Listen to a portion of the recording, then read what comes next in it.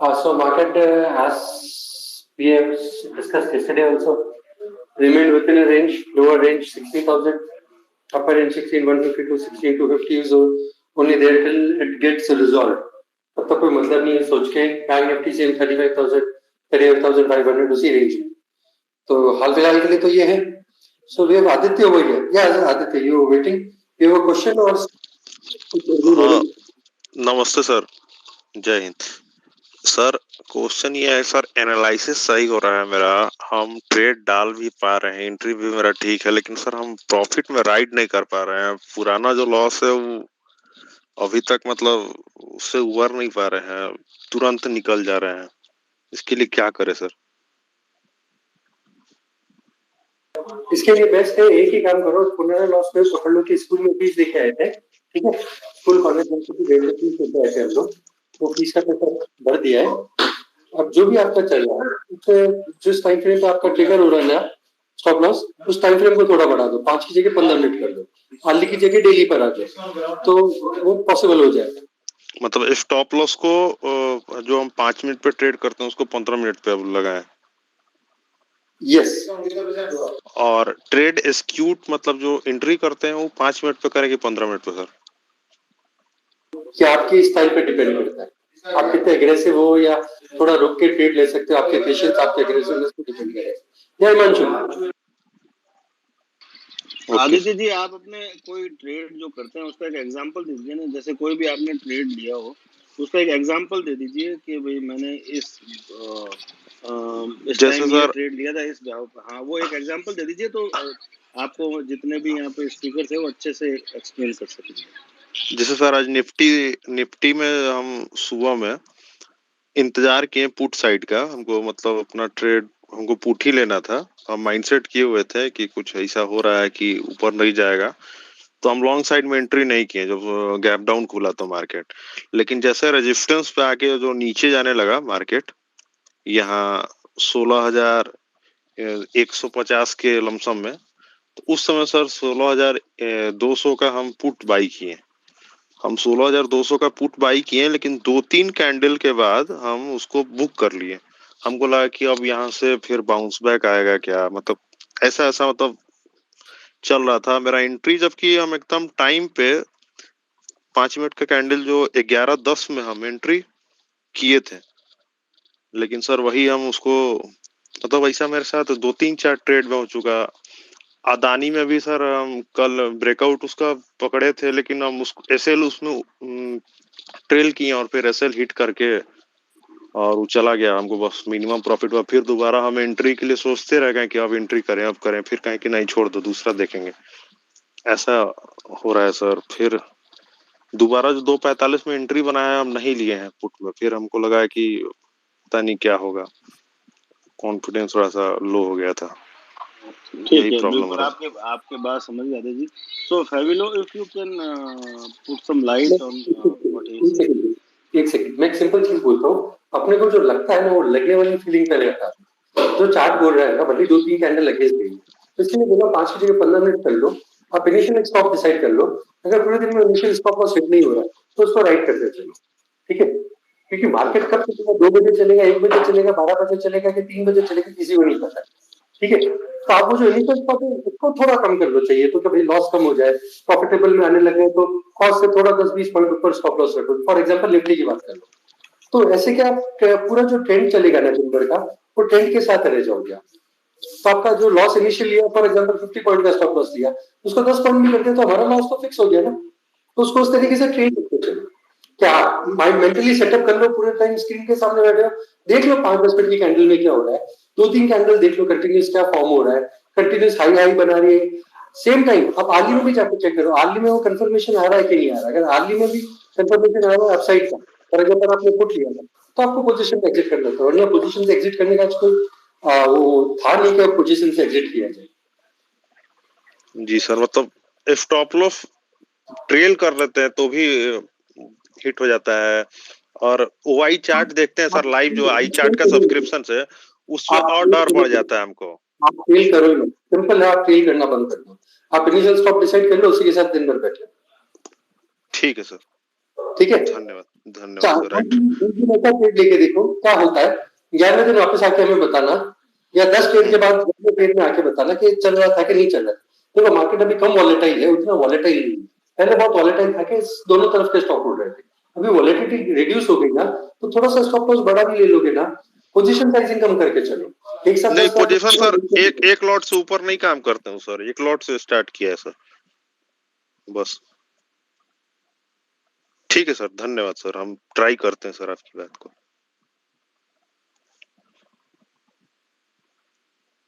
Thank you sir.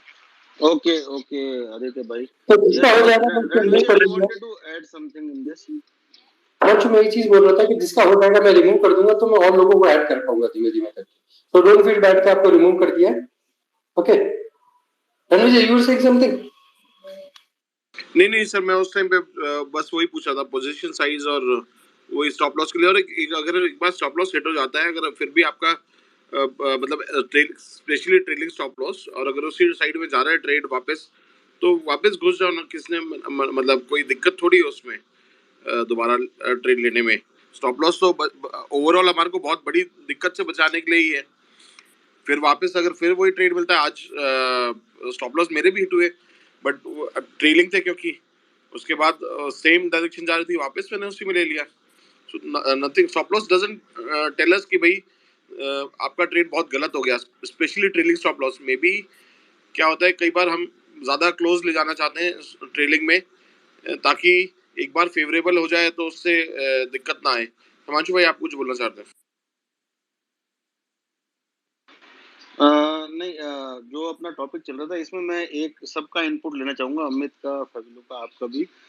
इसमें अगर आपने कोई प्रॉफिटेबल ट्रेड हिट किया है, तो उसमें जो ट्रेलिंग स्टॉप लॉस है उसका कितना वैल्यू होना चाहिए, और किस लेवल पे आपको ट्रेलिंग स्टॉप लॉस लगाना चाहिए, ये अगर इसमें अमित, फैबिलो, रणविजय, अशोक भाई भी है, अगर ये एक्सप्लेन करें ट्रेलिंग स्टॉप लॉस का भी जो इम्पोर्टेंस होता है, तो वो भी काफ़ी हेल्पफुल रहेगा।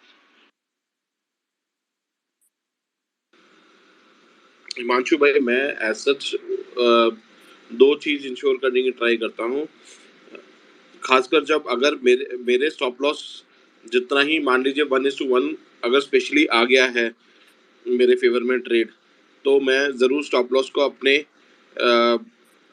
एंट्री पॉइंट के आसपास ले आता हूँ, ताकि या उससे थोड़ा सा नीचे हल्का सा बताऊँ, ताकि मेरे को एक बार बहुत ज़्यादा फेवर में जाने के बाद लॉस ना हो, फर्स्टली। सेकेंडली, स्टॉप लॉस का कोई ऐसे लेवल मैं नहीं करता कि मैं 1% मूव करूँ या आधा % मूव करूँ। मैं कैंडल टू कैंडल देखता हूँ, या जैसे अगर मैं वीवैप के बेसिस पे अगर ट्रेड कर रहा हूँ, वीवैप से ऊपर है तो मैं स्टॉप लॉस थोड़ा सा वीवैप के नीचे, अगर क्योंकि अगर आपके फेवर में लॉन्ग जा रहे हैं और वीवैप ऊपर जा रही है, तो डेफिनेटली आप वीवैप जितना पॉइंट आपने वीवैप से दूर रखा है उसको उतना पॉइंट ऊपर लेके चले जाता हूँ। मान लीजिए शॉर्ट करा हुआ है, वीवैप से नीचे करके शॉर्ट मारा है, तो वीवैप के आसपास या उससे थोड़ा सा आधा 1% का डिफरेंस रख के अपना पॉइंट्स में उतना रख के डिफरेंस अपना ट्रेल करते रहता हूँ। So there is no particular one strategy for trailing a stop loss. ये भी हो सकता है कोई पॉइंट टू पॉइंट रखे कि भाई अगर अगर किसी ने 1:1 का ट्रेड लिया, रणविजय भाई, उन्होंने जो अपना क्वेश्चन स्टार्ट किया था वो इसी पॉइंट से किया था कि मैं सब ट्रेड राइट एंटर कर रहा हूँ, पर मैं उसको राइट नहीं कर पा रहा हूँ, क्योंकि जितना लॉस कर रहा हूँ उससे ज्यादा मैं प्रॉफिट उतना राइड नहीं कर पा रहा हूँ। तो उसी कंटेक्स्ट में मैंने ये क्वेश्चन पूछा था बस।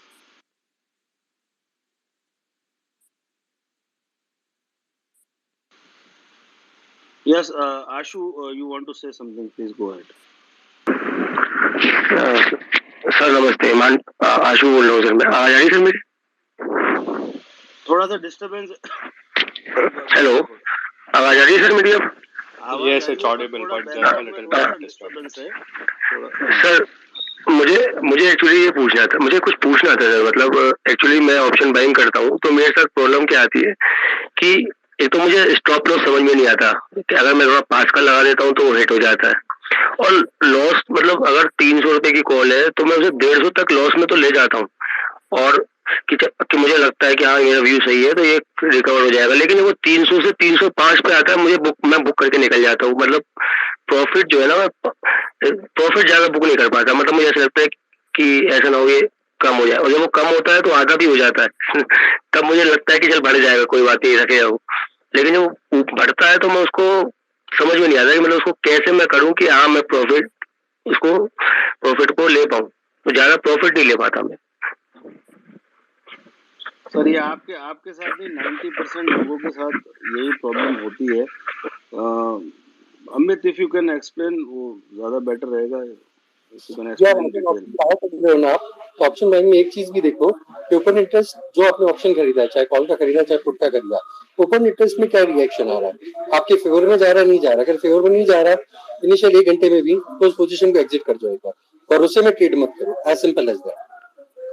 प्लस देखो कि ओपन का लेवल था, वीवैप का लेवल क्या चल रहा है। ओपन वीवैप के ऊपर चल रहा है, फॉर एग्जांपल आप बुलिश हो, अगर ओपन वीवैप के ऊपर चल रहा है बुलिश हो तो स्ट्रेट को कैरी करो। शॉर्ट हो तो सेम टाइम ओपन और वीवैप के नीचे है तो शॉर्ट पोजीशन को कैरी करो। वीवैप के ऊपर जा रहा है आप शॉर्ट बैठे हो तो डजंट मेक सेंस। नहीं, actually he wanted to ask is, वो ट्रेड जो भी ले रहे हैं वो लॉस में तो 50% तक भी देख रहे हैं कि लॉस, अगर मेरा मतलब 300 में लिया तो 150 तक का भी लॉस ये देख रहे हैं। पर प्रॉफिट जहाँ इनका 300 का 305 भी हुआ, वहां पे इनको ऐसा होता है कि भाई मैं इसको बुक कर लूं। आप सिंपल एक ही काम करो ना, जो डेज का लो बन रहा है या डेज का हाई बन रहा है, लॉन्ग गया तो डेज के लो के थोड़ा सा नीचे स्टॉप लॉस रखो, और पुट खरीदा है तो हाई के ऊपर का स्टॉप लॉस रखो, एज सिंपल एज दैट। क्योंकि अगर वो कुछ ब्रेक कर रहा है तो मतलब रेंज ब्रेक हो रहा है उसमें। Okay sir, thank you sir.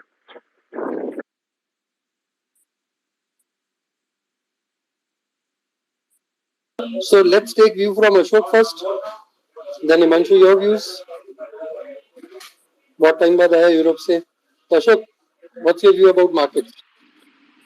Market का व्यू ऐसा है, अमित, जैसे कल बताया था ऐसा लग रहा था कि पुल बैक आना चाहिए, एंड पुल बैक आया है, एंड आई एम एक्सपेक्टिंग कि पुल बैक रहेगा। और थोड़ा बैंक्स मेरे को लगता है थोड़ा पुल बैक उसमें ज़्यादा आना चाहिए।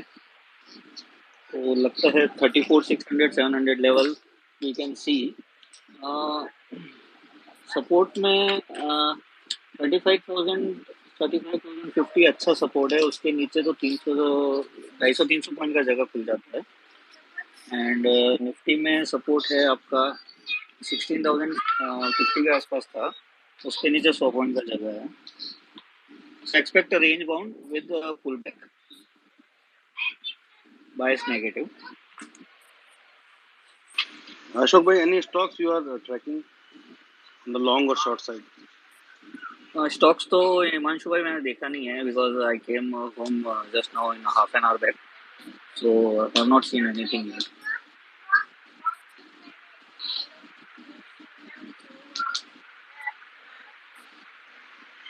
Okay, perfect. So we'll take the views of Revelo first. I've been out of the market, so मेरा अभी ऐसा कोई view है नहीं. I'll contribute maybe tomorrow or a day after. Yes, Revelo. Sure. I'll give my views. So I'll start with the inflation numbers. Inflation numbers have come in line with what the market was expecting. Hardly here and there. The concern is about the food inflation. Food inflation, though it seems to have declined because of the fuel. So majorly, it has declined in fuel in oil in the oil segment because we know palm oil. Indonesia opened exports of its palm oil, and because of which the oil prices went down.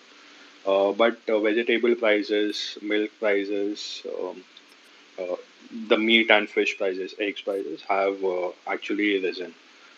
That is a concern because in June, like क्या होता है, हम लोग देख सकते हैं कि the quarter after, the time period after June, say let's say when the actual monsoon starts in July, August and September, there is a pressure on vegetables because कुछ खराब हो जाती है, ट्रांसपोर्टेशन में इशू आता है, ज़्यादा बारिश की वजह से बहुत सारी वेजिटेबल्स खराब भी हो जाती है. Same thing is with meat. People don't like eating soggy meat, तो उसके वजह से भी उस पर प्रेशर रहता है. But in June it's a matter of concern.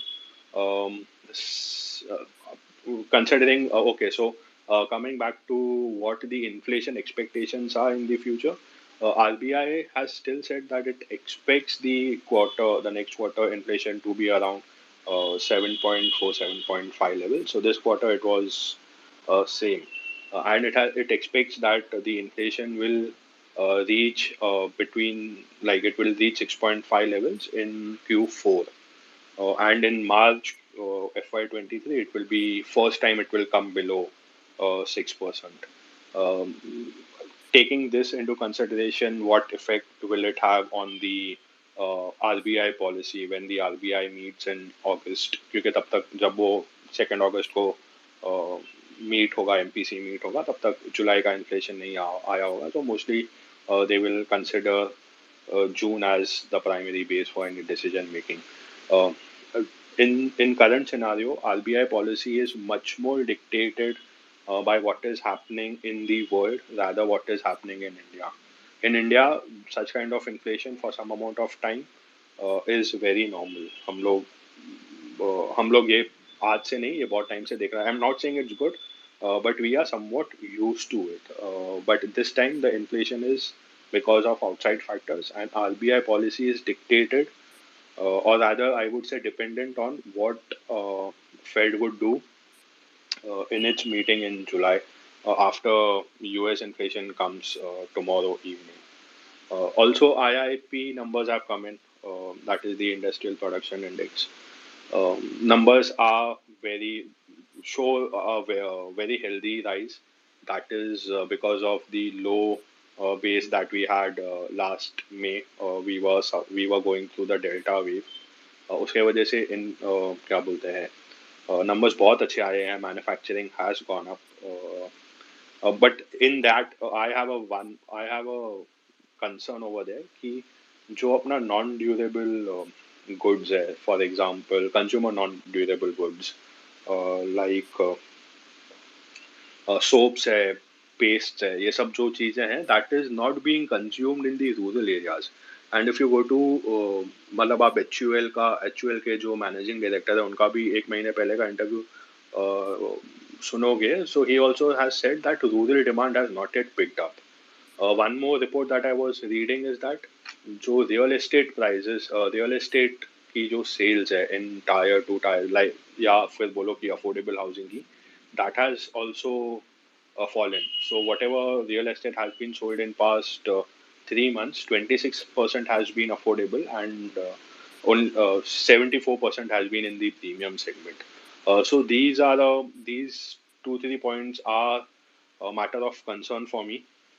But again इसके ऊपर आरबीआई डिसाइड नहीं करने वाली है कि उसका क्या rate hike is going to be around 0.5%, and repo rate by the end of third or fourth quarter I expect it to be around 5.6 to 6%. Implications of this on the markets, I hardly think. Markets are again controlled by external factors these days, तो ये data currently तो मेरे को बहुत irrelevant लगता है. But fine, that is my view on the economic. I mean, what's happening on the economy. Coming to the markets, I still believe that my lower end range is 15,000 to 16,000, and markets will be range bound until and unless I see something really disturbing coming from US economy in couple of next days. That was from me. I guess Ranvijay bhai would like to add something. Ranvijay sir.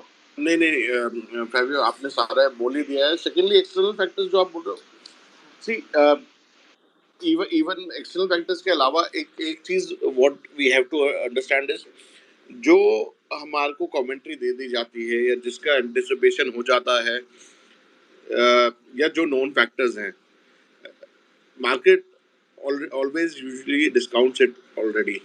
So market likes stability, continuity in things.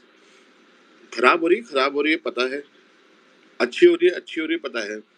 जो disruptions आते हैं या unforeseen events आते हैं, those are the things which shake a market. That is Himanshu भाई, आप कुछ बोलना चाहते हैं?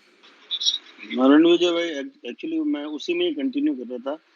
मैं यही पूछना चाह रहा था, except of the Russia the war what is going on and the inflation, उन दोनों के अलावा is there any other event in the coming time which can be extremely bullish और bearish? I just wanted to take a view on that from Fabio. Apart from these two things, do you think anything which will be extremely bearish or extremely bullish, or we will just go in this range? Because I 100% agree with you. 15,000 and 16,200, this range I think it should hold for like say a month or so. So, which were the two factors you mentioned? One is the Russia war, and the second one was The inflation all over the world. okay. So, for inflation all over the world, I'll tell you what happens is if any central banks now, what is happening is all the central banks are increasing rates. Uh, if there is an aggressive increase in rates from a couple of central banks all over the world for 3 consecutive quarters, it is a sure shot, बोलते हैं ना, a way to hell or way to recession. I am making a very strong statement, but don't go and short the markets or sell your portfolios. But this is what it is. It becomes really bearish, and that is what is expected now. Uh, Coming to the point कि हाँ, तो क्या होगा कि अगर 2-3 बड़ी economy से for example US में रिसेशन आ गई, रिसेशन है ना, एक वर्ड ही बहुत ही स्ट्रॉन्ग वर्ड है, तो एक सेंटिमेंट, बहुत स्ट्रॉन्ग सेंटिमेंट क्रिएट करता है कंज्यूमर्स के लिए। तो क्या होगा, जो अपना जो एक्सपोर्ट रिलेटेड कंपनीज है, that will see its brunt. IT का जो स्पेंडिंग है, because IT is one of the major exports of India, तो जो न्यू कॉन्ट्रैक्ट्स है उसमें फर्क दिख सकता है। As I have said plenty of times कि अभी के टाइम पे in modern economies major capex is not machines or ये सब, it is also AI. How do you drive those machines? So IT is also one of the major capex. तो वो कम हो जाएगा all over the world. India is opening up to the world. Like हम लोग अभी plan कर रहे कि हम लोग एक्सपोर्ट करेंगे. Like Mahindra is trying to export in EVs. It's trying to export 3-wheelers and other economies. So उससे बहुत फर्क पड़ेगा. US is one of the major economies of the world, and it goes into negative growth, it's going to be bad. But there is also a silver line, or I would say वो tunnel के end में एक bright light होती है. We are still a consumption based economy. 60 to 70%, more than that rather, is our own consumption. So even if you remember in 2019, जब भी बहुत ही slow जा रही थी बाकी इकोनॉमीज भी, we would still give a growth of around 6% in our GDP quarter on quarter. So why would that happen? Because we are a domestic consumption driven economy. तो अपने को फर्क तो पड़ेगा. We are a global economy, definitely फर्क पड़ेगा. कितना पड़ेगा, well that needs to be seen. वो देखना पड़ेगा कि कितना फर्क पड़ता है. But 15,000 के नीचे on, so what we come on this space to discuss what are market levels. So I give a perspective from a fundamental side. So 15,000 के नीचे तोड़ना मेरे को बहुत मुश्किल लगता है. Max to max 14,500. और इसका भी मैंने रैशनल दिया हुआ है कि what has happened, most of the companies have seen growth in last 2 years. ऐसा नहीं है कि इंडिया ग्रो ही नहीं हुआ है. डाउ हम लोग बोल सकते हैं यूएस में इशू क्या हुआ था कि most of it was driven by the liquidity. तो उन लोग की भी कंपनीज ने ग्रो किया था, नैस्डैक ने भी ग्रो किया था. I mean their IT sector also grew, but then they are degrowing. हम लोग का degrow नहीं हुआ है अभी तक. हम लोग का ग्रोथ है, और हम लोग ने लास्ट 2 साल भी ग्रोथ दिया है 10 to 12% का. तो अपना जो निफ्टी टू जीडीपी रेशियो है, that remains around the same level. कि उसमें भी जितनी अपनी जीडीपी में ग्रो होती है, जितना हमारा जीडीपी ग्रो होता है, उतना ही हमारा निफ्टी भी ग्रो होना चाहिए. तो इवन इफ आई से from March 2020 when COVID hit to today, if the growth has been around 10 to 12%, तो 12,400 पे जो अपना प्री कोविड लेवल था उसके ऊपर मैं 10 to 12% लगाता हूँ, तो मेरे को 14,500 15,000 का लेवल्स आता ही है. उसके नीचे जो होगा वो पैनिक सेलिंग होगा मेरे हिसाब से. This is my view. Yes, Ranvijay sir. So जो हिमांशु भाई आप जो बोल रहे थे, आपने जो दो चीजें बोली उसके अलावा ऑन द होराइजन जो जिसके बारे में हम थोड़ा बहुत सोच सकते हैं वो एक है how does US reacts to RBI's announcement yesterday in terms that because see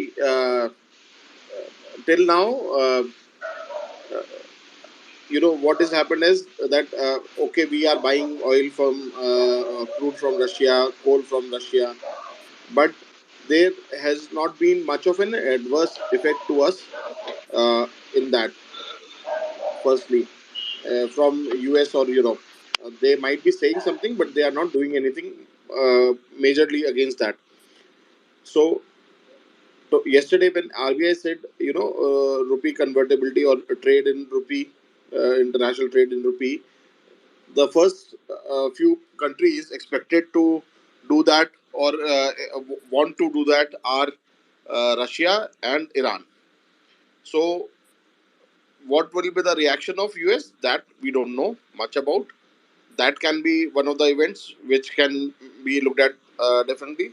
A smaller event is when next week government already has said that finance bill में banking के लिए वो अपना bill लाएंगे. So what will be the reaction of bank employees and others in that? Himanshu भाई आप कुछ बोल रहे थे? No, Ash bhai, continue, please continue. Yeah. So government has said that you know they want to change structure of public sector banks, promoter as in the government being the promoter or the president being the promoter in them has to maintain 51% at least. Now they want to change it to 26%. So that bill will be coming in a week's time. So that is one thing that they might. What will be the reaction? Okay, for markets it is a good news, as per what usually everybody says. But how the general public or how people take it is one reaction, and the reaction to of US to INR trades. Those are the two events or things which we need to look at in terms of use when you say uh, can create a disruption or something. Like you said, by Russia and Ukraine को at the moment जितना चल रहा है, हमने almost अपने उसमें ले लिया है, so these two events. आप बोलिए हिमांशु भाई. मुझे मैं इसमें एग्री करता हूँ, पर जो डील रशिया इंडिया की है वो तो एक्चुअली ऑब्वियस है, क्योंकि और finance minister also said so, we are buying the cheapest crude all over the world. इतना चीपेस्ट तो अभी इंडिया जितना बाई कर रहा है वो कोई भी नहीं कर रहा है. अब वो डील चाहे रुपी में है या उनका क्या सेटलमेंट है, that is not disclose, but we are in a sweet spot. अगर रशिया स्ट्रांग होता है तो will get much more stronger, मुझे ऐसा लगता है. टॉकिंग ऑफ द इवेंट्स, तो इवेंट्स मुझे ऐसा लगता नहीं है कि अभी ऐसा कोई मेजर इवेंट होना. सबसे मेजर इवेंट तो वॉर का ही हो सकता है. उसमें एक नी जर्क रिएक्शन मिल सकता है मार्केट्स में, और उसका लॉन्ग टर्म रिएक्शन आने में भी टाइम लगेगा. मतलब एकदम से तो नी जर्क रिएक्शन में तो देयर कैन बी चीयर, और वो जो इतना डिस्ट्रप्शन हो गया है पूरे all over the world economy में, तो उसमें साइड इफेक्ट्स आफ्टर इफेक्ट्स जो भी होंगे वो तो होने ही हैं. So let's see, because I totally agree with Avilio. So we are in a range बड़ी हो गई है, 1000 पॉइंट की निफ्टी पे हो सकती है, पर we'll play in a range. Yes, Amit, continue. So let's get back to some data points. Simple data points है जो आप जाके चेक कर सकते हो. We were talking about 10-year treasury of US, क्योंकि मदर मार्केट वही है. अगर वो कुछ भी करेगा ना भी इंटरेस्ट रेट पर, तो हमें इम्पैक्ट पड़ेगा. कल जब हम बात कर रहे थे, US treasury yield was at 3.10, वो 3.10 का 2.9 आ गया ऑलमोस्ट. तो मतलब जो 3.5 का 2.75 लो मारा था, आप जाके चार्ट पे चेक करो, 3.5 का हाई मारा था, 2.75 का लो मारा था. So that was a very good correction. ना वापस 3.10 से रिवर्स होके 2.90 मारा है। मतलब यूएस भी कुछ प्रिपेयर कर रहा है, मतलब मार्केट अपने को कुछ हिंट दे रहा है। अब क्या हिंट है, वो अगर 2.75 तोड़ देता है तो ये 3.10 का जो हाई बनाया था that would be a lower high और एक नया लोअर लो बन जाएगा। So that can be a positive thing for markets. अब पॉजिटिव थिंग है तो खुश होके कल खरीद मत लेना। मैं नेगेटिव पॉइंट भी बताता हूँ। Same time US dollar index is at 108, वो कहीं रुकने को तैयार ही नहीं है भाई। तो जब तक वो भाई नहीं रुकता है ना, जो करेंसी का अपने टाउट चल रहा है इंडिया में, मतलब इंडिया का करेंसी की सब कुछ हो रहा है, तो आज भी उनमें कुछ जो कैंडल बना है, अच्छा कैंडल बना है, रिवर्सल का एक फर्स्ट साइन आया है और वो कंटिन्यू 2-3 दिन करेगा तो समझ में आएगा कि हाँ शायद इंडियन रूपी स्ट्रांग होना वापस शुरू हो जाए। बट उसके लिए डॉलर इंडेक्स को कमजोर होना पड़ेगा। डॉलर इंडेक्स में 60% component is of euro plus your Japanese, ये जापान का येन जो है। तो मैं उनके भी चार्ट देख रहा था ना, मैं जनरली बहुत कम ट्रैक करता हूँ इनको, क्योंकि अभी ऐसा माहौल हो गया तो ट्रैक करना पड़ेगा। मतलब जब जो चल रहा है उसको नहीं ट्रैक करेंगे तो उल्लू के पट्टे खेलेंगे अपन और कुछ नहीं कर रहेंगे। तो वो जो चार्ट बता रहे हैं, एक चार्ट खड़ा 25 साल के नीचे की रेंज पर, एक खड़ा है 20 साल के नीचे की रेंज में। तो मतलब अभी तक ये सेटल नहीं हुआ है। तो करेंसी सेटल नहीं होगी ना तब तक मार्केट थोड़ा बहुत ऊपर नीचे करता रहेगा। अब ये 108 पर एंड होगा, ये 114 जाएगा, it is beyond my knowledge. दो पॉजिटिव फैक्टर आज उठ के आए हैं, क्रूड और ब्रेंट। क्रूड 110 से रिवर्स होके वापस आज ऑलमोस्ट 7% डाउन है। क्रूड का अगर हम पैटर्न देखेंगे, क्रूड ने जो 131 का हाई मारा था उसके बाद 125, 118, 114, 110 और आज वापस 99 पे आया है। तो क्रूड अगर गलती से 95 या 93 डॉलर्स उसका लेवल है, वो ब्रेक कर देता है, जो उसने पिछले 5 महीने का रेंज बनाया हुआ है वो ब्रेक कर देता है। 5 महीना कब से, मार्च से लेके अब तक की बात कर रहा हूँ।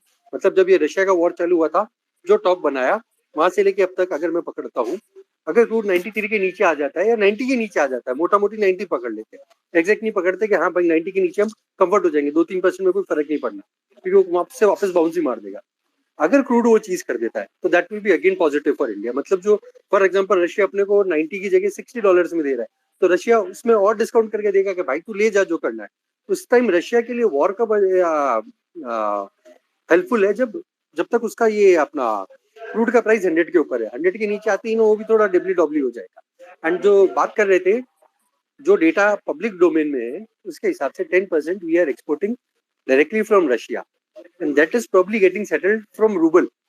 वो रूबल में सेटल हो रहा है। आईएनआर का कल भी हमने एक इशू रेस किया था, जो फैमिली ने भी बताया था कि आईएनआर बहुत सारी कंट्रीज ने भी एक्सेप्ट करना शुरू कर दिया क्योंकि ऑप्शन नहीं बचा। तो हो सकता है वो एक पॉजिटिव पार्ट प्ले करके जाए, हो सकता है, गारंटी किसी चीज की नहीं मार्केट में। सेम टाइम पे अगर मैं ब्रेंट पर आता हूँ, ब्रेंट ने भी वही सेम पैटर्न बनाया है। तो ब्रेंट भी अगर $95 तोड़ देता है, ब्रेंट का भी सेम पैटर्न है जो क्रूड का है, ठीक है। ब्रेंट भी 139 से 125, 104, 118, 112 और आज वो भी 7% नीचे करा। तो ये दो पॉजिटिव फैक्टर वापस मेरे पास आए। एक आया डीए का, सॉरी 10 ईयर ट्रेजरी का, दो आए क्रूड के पीछे। अगर मैं जाके कमोडिटी इंडेक्स चेक करता तो कमोडिटी इंडेक्स ने जो टॉप बनाए थे वहां से कई commodities, for example copper, zinc, lead, aluminium, nickel, they are almost down 30 to 50% from their tops. तो जो हम इन्फ्लेशन की बात कर रहे हैं, अगर मैन्युफैक्चरिंग ग्रोथ होगा कहीं ना कहीं, तो ये सारी जो मेटल्स है जिन्होंने अंडर परफॉर्म करना शुरू कर दिया, भैया 20% के नीचे तो हम उसमें बियर मार्केट पकड़ लेते हैं as per technical, classic technical definition में 20% के नीचे बियर मार्केट पकड़ लेते। तो हो सकता है उनका एक बार का टॉप लग गया, हो सकता है एक बार का टॉप लग गया। देखो नेक्स्ट क्या होगा, कल सुबह क्या होगा, हम में से किसी को नहीं पता। तो आज का जो पिक्चर है तो हम उसी के लेके बात करते हैं। तो ये थोड़े पॉजिटिव फैक्टर आए, प्लस फूड इन्फ्लेशन की, जैसे फैबियो बात कर रहा था, फूड इन्फ्लेशन अभी सेम है भैया। लास्ट में price should be driven by demand and supply. Demand अगर हो रहा है तो सप्लाई को मेट आउट कर रहा है, तो क्यों प्राइस ऊपर रहेगी। बीच में ऐसा खतरा था कि चाइना का लॉकडाउन हो गया, रशिया यूक्रेन वॉर है, क्योंकि सब जगह तेल जो आता है, सब जगह जो अपना ये वीट जो आता है, ऑयल जो आता है खाने का, एडिबल ऑयल, उसमें प्रॉब्लम हो जाएगा। इसके लिए फूड ने इन्फ्लेशन करके, सॉरी फूड की प्राइसेस राइज हो गई। बट अगर उसमें कहीं आपको दिख रहा है कि कूल डाउन हो रहे, तो उसका इम्पैक्ट आते आते इन्फ्लेशन में आपके 3 से 6 महीना लग जाएगा। जो हम इन्फ्लेशन आज देख रहे हैं वो 3-6 महीना पुराना डेटा देख रहे हैं। आज के दिन का तो इन्फ्लेशन नहीं निकाल के दे रहा कि कल सुबह क्या हुआ था, लास्ट 1 महीने में क्या हुआ था, तो डेटा ही पुराना है। तो डेटा को नया आने में टाइम लगेगा। Market always discounts all these things. मतलब मार्केट पहले से डिस्काउंट करके बैठ जाता है कि ये होने वाला है नेक्स्ट 3 महीने में, होगा नहीं होगा वो एक्चुअल रिजल्ट्स बताएंगे। सो एक सेकेंड और रुकना।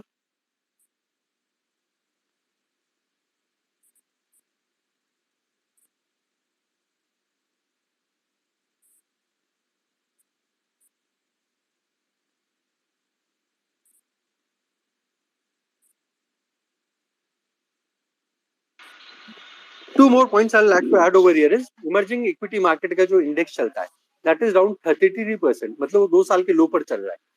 वो सबसे बड़ा कंसर्न है क्योंकि इमर्जिंग मार्केट में इंडिया का जो रेशियो है वो 8% ही है, बहुत बड़ा अपना कॉन्ट्रीब्यूशन नहीं है उसमें, क्योंकि चाइनीज मार्केट जा रहा है, ताइवान मार्केट नीचे गिर रहा है, तो उनका बड़ा कॉन्ट्रीब्यूशन है।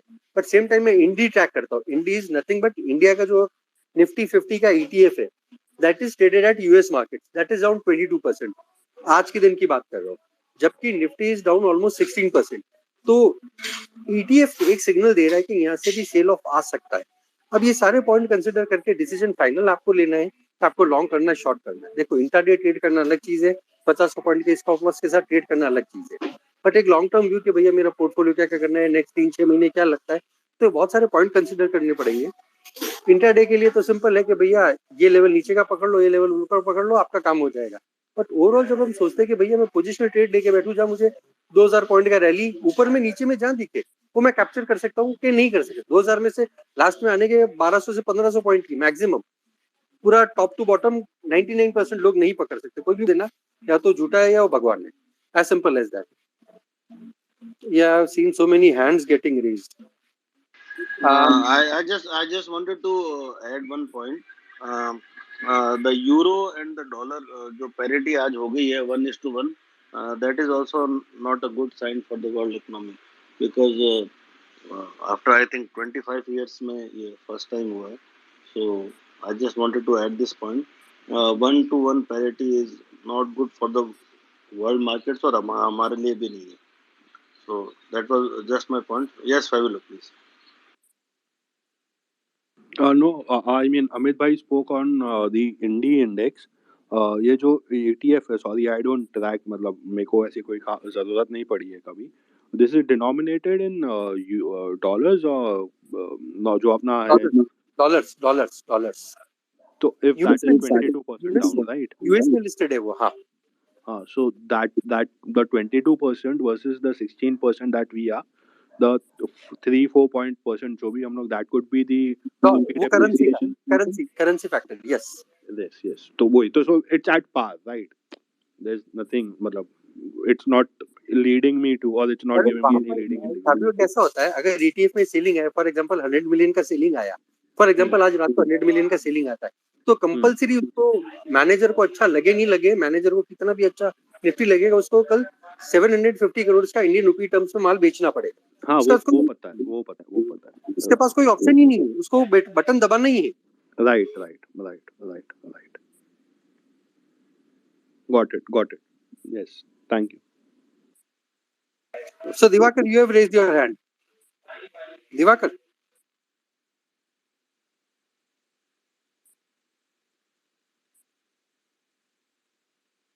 Divakar, if I'm audible, you can unmute your mic and please speak. मेरी आवाज आ रही है ना?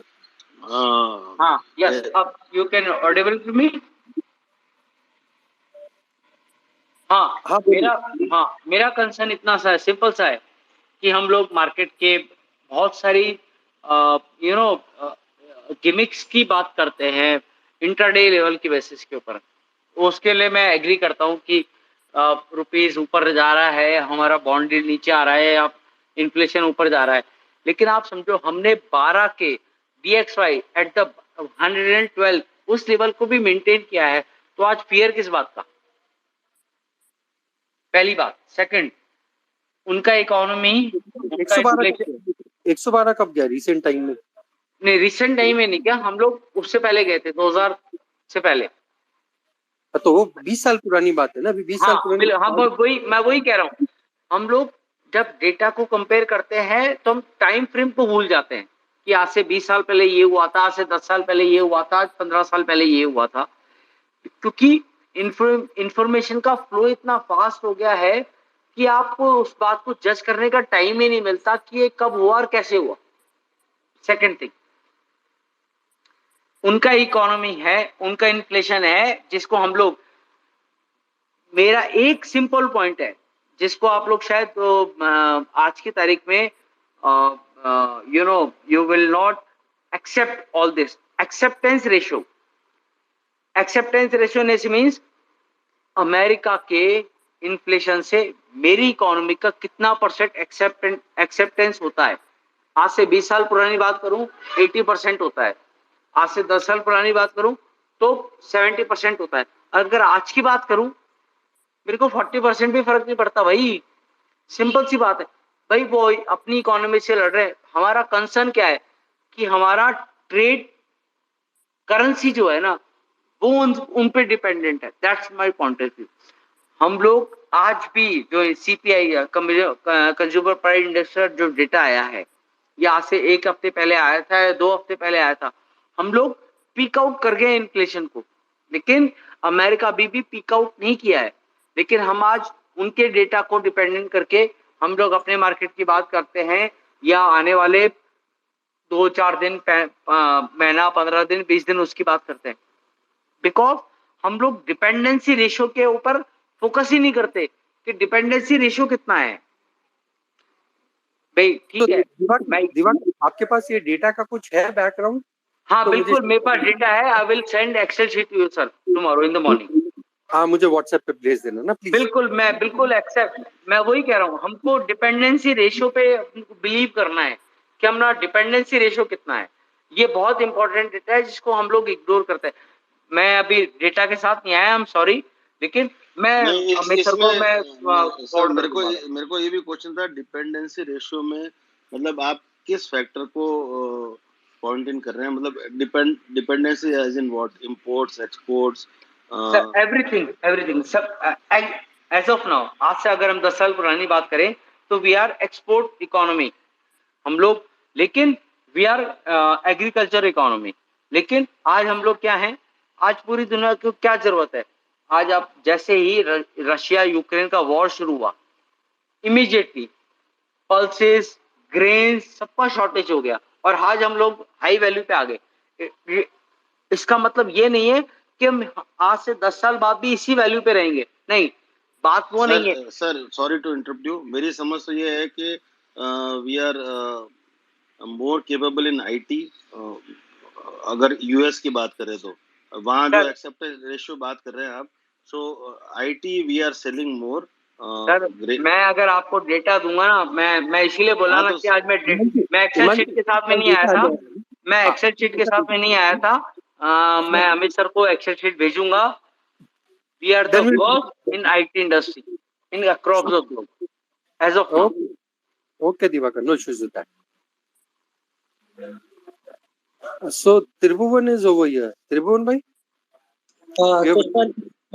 तो अभी कोई बोल रहा था कि US में इन्फ्लेशन पीक आउट नहीं हुआ है, तो उस पे मैं ऐड करना चाहूंगा कि अगर आप कमोडिटीज ट्रैक करते हो तो आप कमोडिटीज का मतलब सारे कमोडिटीज अगर चेक करना स्टार्ट करोगे तो जो अपना ब्लूमबर्ग कमोडिटी इंडेक्स है, तो उसमें मैं एक बार वो बता दूं मतलब कैसे वो मतलब वेट होता है उसका। तो सबसे ज्यादा वेट अपना एनर्जी और ग्रेन्स का होता है। तो अगर आप एनर्जी के अगर सारे चेक करना है, crude oil, natural gas, Brent crude oil, there everyone is correcting. और क्रूड ऑयल मेरे अकॉर्डिंग क्रूड ऑयल का मतलब टॉप बन गया है और इट शुड गो टिल, मतलब इंडियन करेंसी के टर्म्स में अगर मैं बोलूं तो चार्ट ओपन है मेरे पास, इट शुड बेसिकली मतलब करेगा 7500 का लेवल ब्रेक करता है, 7000 जाना चाहिए और फिर वो ब्रेक करता है 6500 का लेवल आना चाहिए, मतलब ब्रॉड अगर मैं बताऊं तो। और अगर आप एनर्जी वगैरह देखना स्टार्ट करोगे तो मतलब there is a very divergence between what is happening in the physical market and the financial contracts. अगर मतलब फंडामेंटल्स ट्रैक करना स्टार्ट करोगे तो उसमें ये बोल रहे, उसमें तो बेसिकली डेटा ये बोल रहा है कि आपके पास क्राइसिस है, बट फाइनेंशियल कॉन्ट्रैक्ट्स अगर देखोगे तो उनका पैटर्न अलग है। तो देयर इज अ डाइवर्जेंस। तो सिर्फ फिजिकल डेटा के उस पे बोलोगे तो अभी इन्फ्लेशन पीक आउट नहीं हुआ है बट हो गया है। और सेकंड चीज ये है कि अगर आप टिप्स रेट ट्रैक करते यूएस का, तो टिप्स रेट अराउंड अच्छा खासा करेक्ट, मतलब मेरे पास चार्ट ओपन नहीं उसका भी, बट लास्ट टाइम मैं जब चेक किया था वो कुल 100 बेसिस पॉइंट करेक्ट हो चुका था फ्रॉम द टॉप, मार्च के टॉप से। What is tips, if you can explain please? So tips basically जो टिप्स होता है वो यानी कि रियल रेट्स बताता है और इन्फ्लेशन एक्सपेक्टेशंस को बताता है। इन्वेस्टर का जो इन्फ्लेशन एक्सपेक्टेशन होता है उसको बताता हूँ। इट्स लाइक मतलब रियल रिटर्न एक मतलब जो इन्वेस्टर एक्सपेक्ट करता है मार्केट से इन्फ्लेशन को हटाने के बाद, तो वो करेक्ट होना स्टार्ट हो चुका है। मतलब मार्च में उसका टॉप बना है और उसका करेक्ट होना स्टार्ट हो गया है। तो मेरे को लास्ट टाइम जो चेक किया था वो 3.7 से 2.7 तक आ गया था। सेकंड चीज जो बॉन्ड यील्ड्स है हमारी, बॉन्ड यील्ड्स का अगर अपन चार्ट ओपन करते हैं, अगर बॉन्ड यील्ड्स मैं बताऊं तो बॉन्ड यील्ड्स इसने करेक्शन स्टार्ट कर दिया है। वो मतलब 3.5 के आसपास टॉप आउट हो गया। मतलब मेरा व्यू है। और एक जो हमारे इलियट वेव में होता है कि 5 इयर्स अप और जो करेक्टिव स्टार्ट होता है, करेक्शन स्टार्ट हो गया है, तो करेक्टिव मतलब इम्पल्स पैटर्न भी दिख रहा है। तो according to me the yields have top. तो मैं फिडेलिटी का भी रिपोर्ट भी पढ़ रहा था, अगर आप चाहो तो मैं शेयर कर दूंगा आपको। तो दे वर टेलिंग कि उनके अकॉर्डिंग भी मतलब इन्फ्लेशन टॉप आउट हो चुका है, क्योंकि आप कमोडिटीज प्राइसेस ट्रैक करना स्टार्ट करेंगे टेक्निकल टर्म्स में तो एवरीथिंग इज करेक्टिंग। मतलब मैं ये नहीं बोल रहा कि कमोडिटीज मतलब टॉप आउट है लॉन्ग टर्म के लिए, but for next 6 to 8 months commodities have stopped out and उसके बाद they can start a new मतलब न्यू बाउंस। और फिर कमोडिटी ब्लूमबर्ग कमोडिटी इंडेक्स में का मैं अगर चार्ट ओपन करता हूं, 1 minute, just give me 2 minutes. Tribhuvan, Yeah. Tribhuvan, if you can share the chart and tag me, so that would be much beneficial for Yeah. everyone. ठीक है ना, Yeah, उसको sure. retail market पर don't By the way, Tribhuvan is a very good electrician. Young age में बहुत अच्छी knowledge Tribhuvan ने gain किया है. Is a very good fellow. Okay. And Tribhuvan, we मतलब शायद आपने नहीं सुना होगा, I have already discussed about that DXY 10-year treasury rupees price. वो मैं आप और दिवाकर बोले ना, उससे पहले मैंने वो डिस्कस कर दिया था कि मुझे भी लग रहा है टॉप आउट हो चुका है, लग रहा है टॉप आउट हो गया। एक छोटा मोटा और कंटिन्यूएशन रहेगा ना तो 100% कंफर्मेशन रहता है भाई टॉप आउट हो गया एक बार का, तो फिर भगवान मालिक है क्या होगा बाद में क्या नहीं होगा। तो सर मैं लास्ट में एक बार बैंक निफ्टी के लेवल्स देता हूँ, फिर मैं मतलब स्पीकर से हट जाऊंगा। एक बार दे दो levels.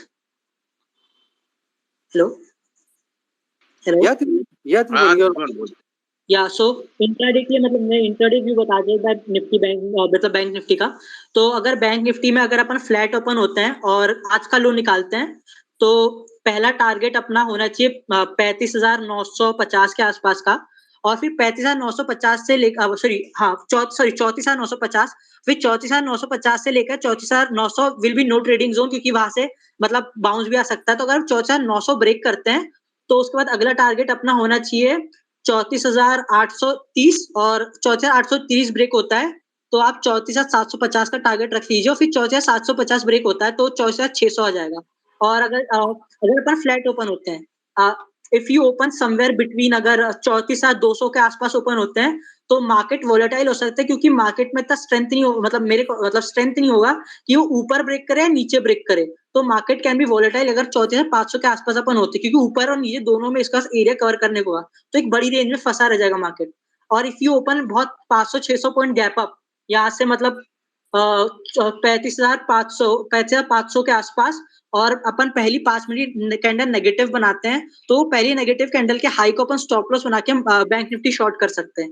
And if you open gap down somewhere around 34,800 और 34,750 इस लेवल के आसपास, एंड एक पॉजिटिव कैंडल आता है हैमर जैसा कुछ और उसका हाई निकलता है, तो 30-40 पॉइंट का स्टॉप लॉस रख के वी कैन डू मतलब long Nifty bank Nifty sorry. Perfect. Thank you, bhai. Yes, Pablo, you want to say something? Just one thing.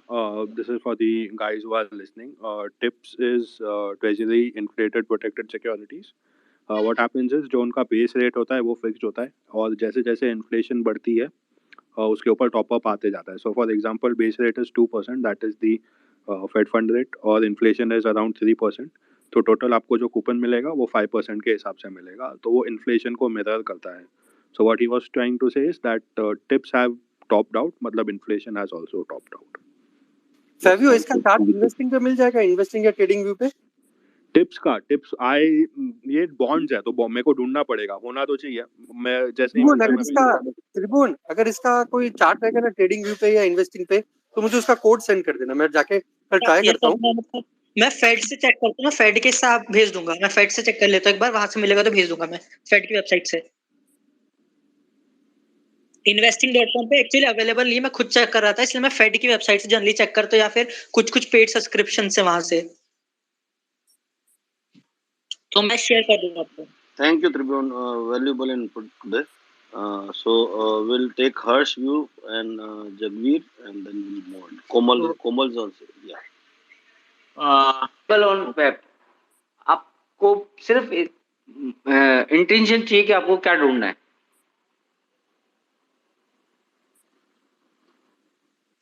Okay, so Harsh, go ahead with your views. Okay, on the okay. market. So एक minute मैं एक question है त्रिभुवन, अगर आप थोड़ा elite wave theory के हिसाब से निफ्टी का जो चार्ट है उसमें वेव्स बन गए हैं क्या, वो एक बार देख के आज या कल में कंफर्म करोगे? हाँ बिल्कुल, वैसे हर्ष भाई तो वही बता देंगे, वो तो ट्रैक करके ही रखे होंगे वो मैंने अभी डाला है, शायद ट्वीट किया है, एक मिनट देखता हूँ, शायद किया है अभी जस्ट, हाँ अभी मैंने जस्ट ट्वीट किया है चार्ट। हर्ष भाई ने वीडियो भी डाला है, वो भी देख लो सब प्लीज। हाँ मैं वीडियो क्यों देखूं अगर मेरे पास लाइव आदमी बैठा है तो? अरे ऑडियंसेस के लिए चार्ट भी डाला है, अभी जस्ट डाला है। Okay, Harsh bhai, continue with the market views and Okay. stock specific recommendations. Yes. Okay, so Nifty की अगर बात करेंगे हम लोग तो I am of the view के ऑलरेडी बॉटम बन चुका है 15200 को, और we should be going higher.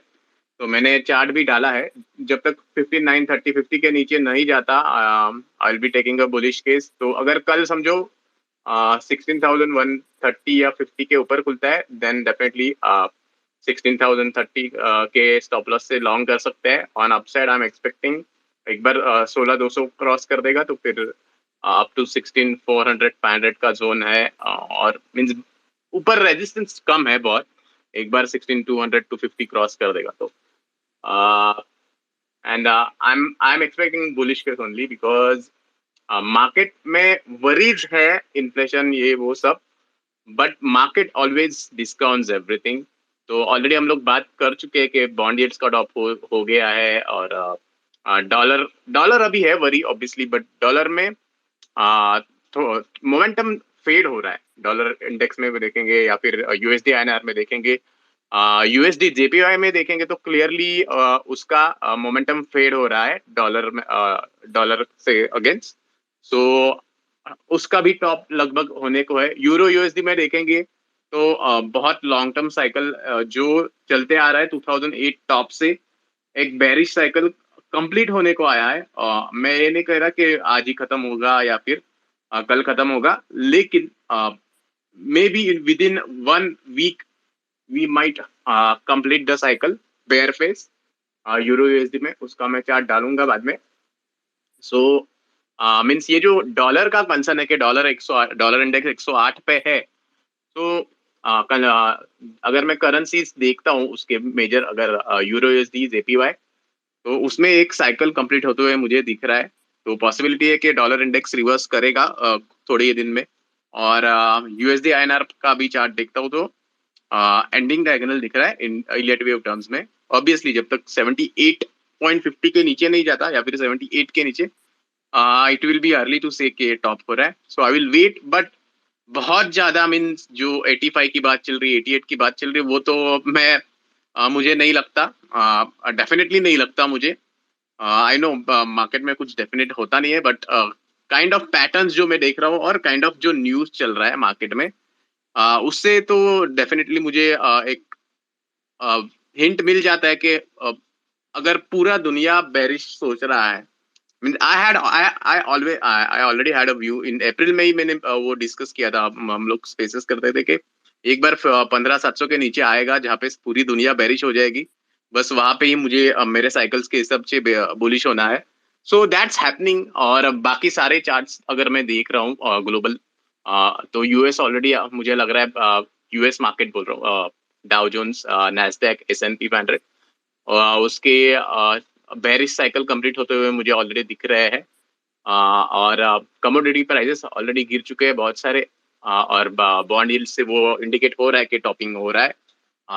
Dollar बस एक वरी है, लेकिन उसका भी बहुत जल्द टॉप होगा ऐसे मुझे लग रहा है। आई am of that view, not because के मेरा बुलिश व्यू है, चार्ट मुझे इंडिकेट कर रहा है, साइकिल्स इंडिकेट कर रहा है।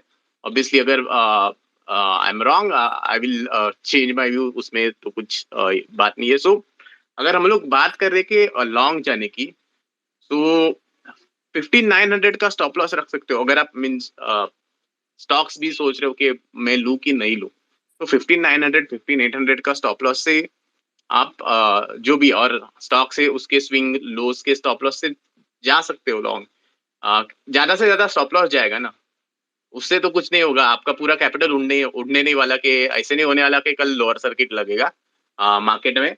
अगर लोअर सर्किट लगने वाला है तो डेफिनेटली पहले इंडिकेशन आएगा, ब्रेकडाउन्स होंगे मार्केट में।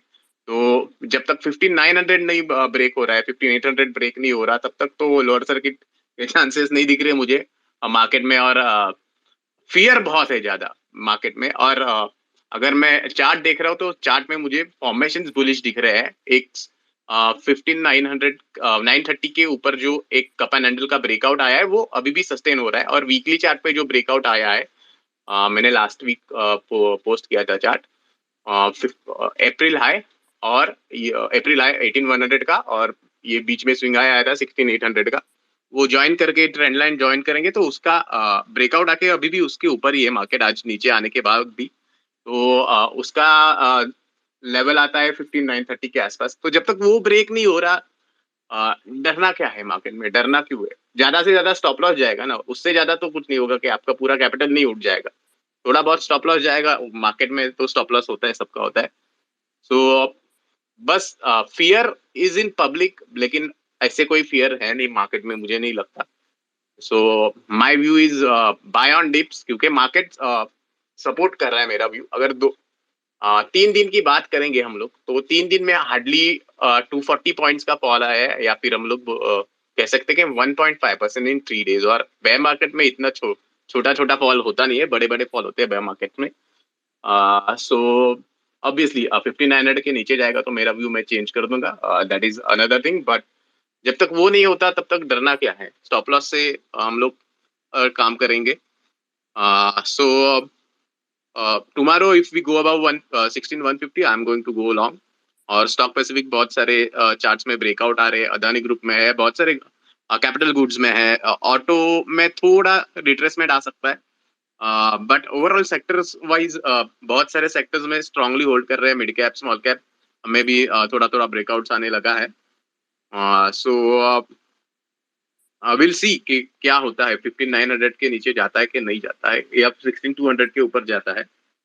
We can do our risk management, and to me market is buy the dip, there is no need to worry unless market goes down। हर साल एड टू योर पॉइंट, अगर market को नीचे जाना होता ना तो विक्स नीचे के लेवल पे सस्टेन नहीं करता। विक्स नीचे के लेवल पे सस्टेन कर रहा है, मार्केट में मोड एनी मोड, मतलब जो फियरनेस था ना मार्केट में, आज हम जो डिप भी देख रहे हैं ना, वो डिप को तो बहुत अग्रेसिवली सेल नहीं कर रहा है, तो पूरा दिन वो साइडवेज खड़ा है, लास्ट के 15 मिनट में कुछ सेलिंग आ गया। ठीक है ना, पहले जो हम 230 का वेट करते थे, 2 PM का वेट करते थे, 245 का वेट करते थे कि पक्का सेलिंग आएगा, पक्का सेलिंग आएगा, वो 2 कैंडल में पैसा बन जाएगा। हम भी ट्रेड मारते थे उसमें, रपा रप लेने का, रपा रप निकल जाने का। बट अभी वैसा सीन नहीं है, अभी वो डिप भी इतना स्लो आ रहा है ना, तो कहीं दिखा रहा है कि मार्केट कुछ ना कुछ लेवल सस्टेन करने की कोशिश कर रहा है। मार्केट ये दिखा रहा है कि भैया मैं ऊपर नहीं भी जा रहा हूं, तो मेरे कुछ इंडिकेटर्स है जो ओवरबॉट हो गए, क्योंकि मार्केट में आजकल है ना इंडिकेटर ओवरबॉट ओवरसोल्ड बहुत जल्दी हो रहे हैं। तो मैं परसों भी बात किया था, कल भी बात किया, भाई बैंक निफ्टी 71 पे चला गया, उसने थोड़ा कूल ऑफ दिया। अर्ली पे जाके देखोगे तो और जो ऊपर चला गया, तो कूल ऑफ दे रहा है, तो कूल ऑफ इम्पैक्ट आएगा और मार्केट प्राइस साइडवेज हो जाएगा। तो आपको लगता है कि आप हर 200 300 500 पॉइंट कैप्चर कर पाओगे? बस दैट इज नॉट पॉसिबल। हाँ, आप लेवल के साथ चले, हमने सारे लेवल्स लिख के दे दिए, 500 के ऊपर नहीं जाता, पक्का शॉर्ट मारो, 100 पॉइंट का स्टॉप लॉस ले लो, 100 पॉइंट ही तो जाएगा। अगर आपने पुट भी खरीदा है तो आपका उसमें स्टॉप लॉस ही 50 पॉइंट का ट्रिगर होगा। अब 50 पॉइंट का स्टॉप लॉस मीन्स 1250 रुपीज, इतना तो रिस्क यार सब लोग लेके जाएंगे एक लॉट के लिए। एक लॉट की बात कर रहे हो, तो जब 16,000 के नीचे मुझे दिख रहा है कि भैया अभी नहीं जा रहा, आज एफआई ने बहुत अग्रेसिव सेलिंग किया है, मैं एफआई के डेरिवेटिव डेटा की बात कर रहा हूँ, सेम टाइम क्लाइंट वापस ऐड करके गया, क्लाइंट वापस एकदम अग्रेसिव हो गया, कि भैया मुझे नहीं दिखता गिरेगा। अब लोग बोलते हैं ना क्लाइंट सबसे मूर्ख कैटेगरी होता है। भैया क्लाइंट 16,800 मैंने डेटा पुट ऑन किया है, पूरा डेटा डाला है, वो जाके चेक करना कभी। वो बोलते हैं ना डेटा काम नहीं करता, डेटा हर दिन का आपको रिवील नहीं करेगा, कल सुबह क्या होगा परसों क्या होगा, ओवरऑल पिक्चर बता रहा है भाई। 16,800 से 15,200 है ना, सिर्फ क्लाइंट ही अकेला बंदा था जो ऐड कर रहा था, तो उसके पास कहीं ना कहीं पैसे की पावर है।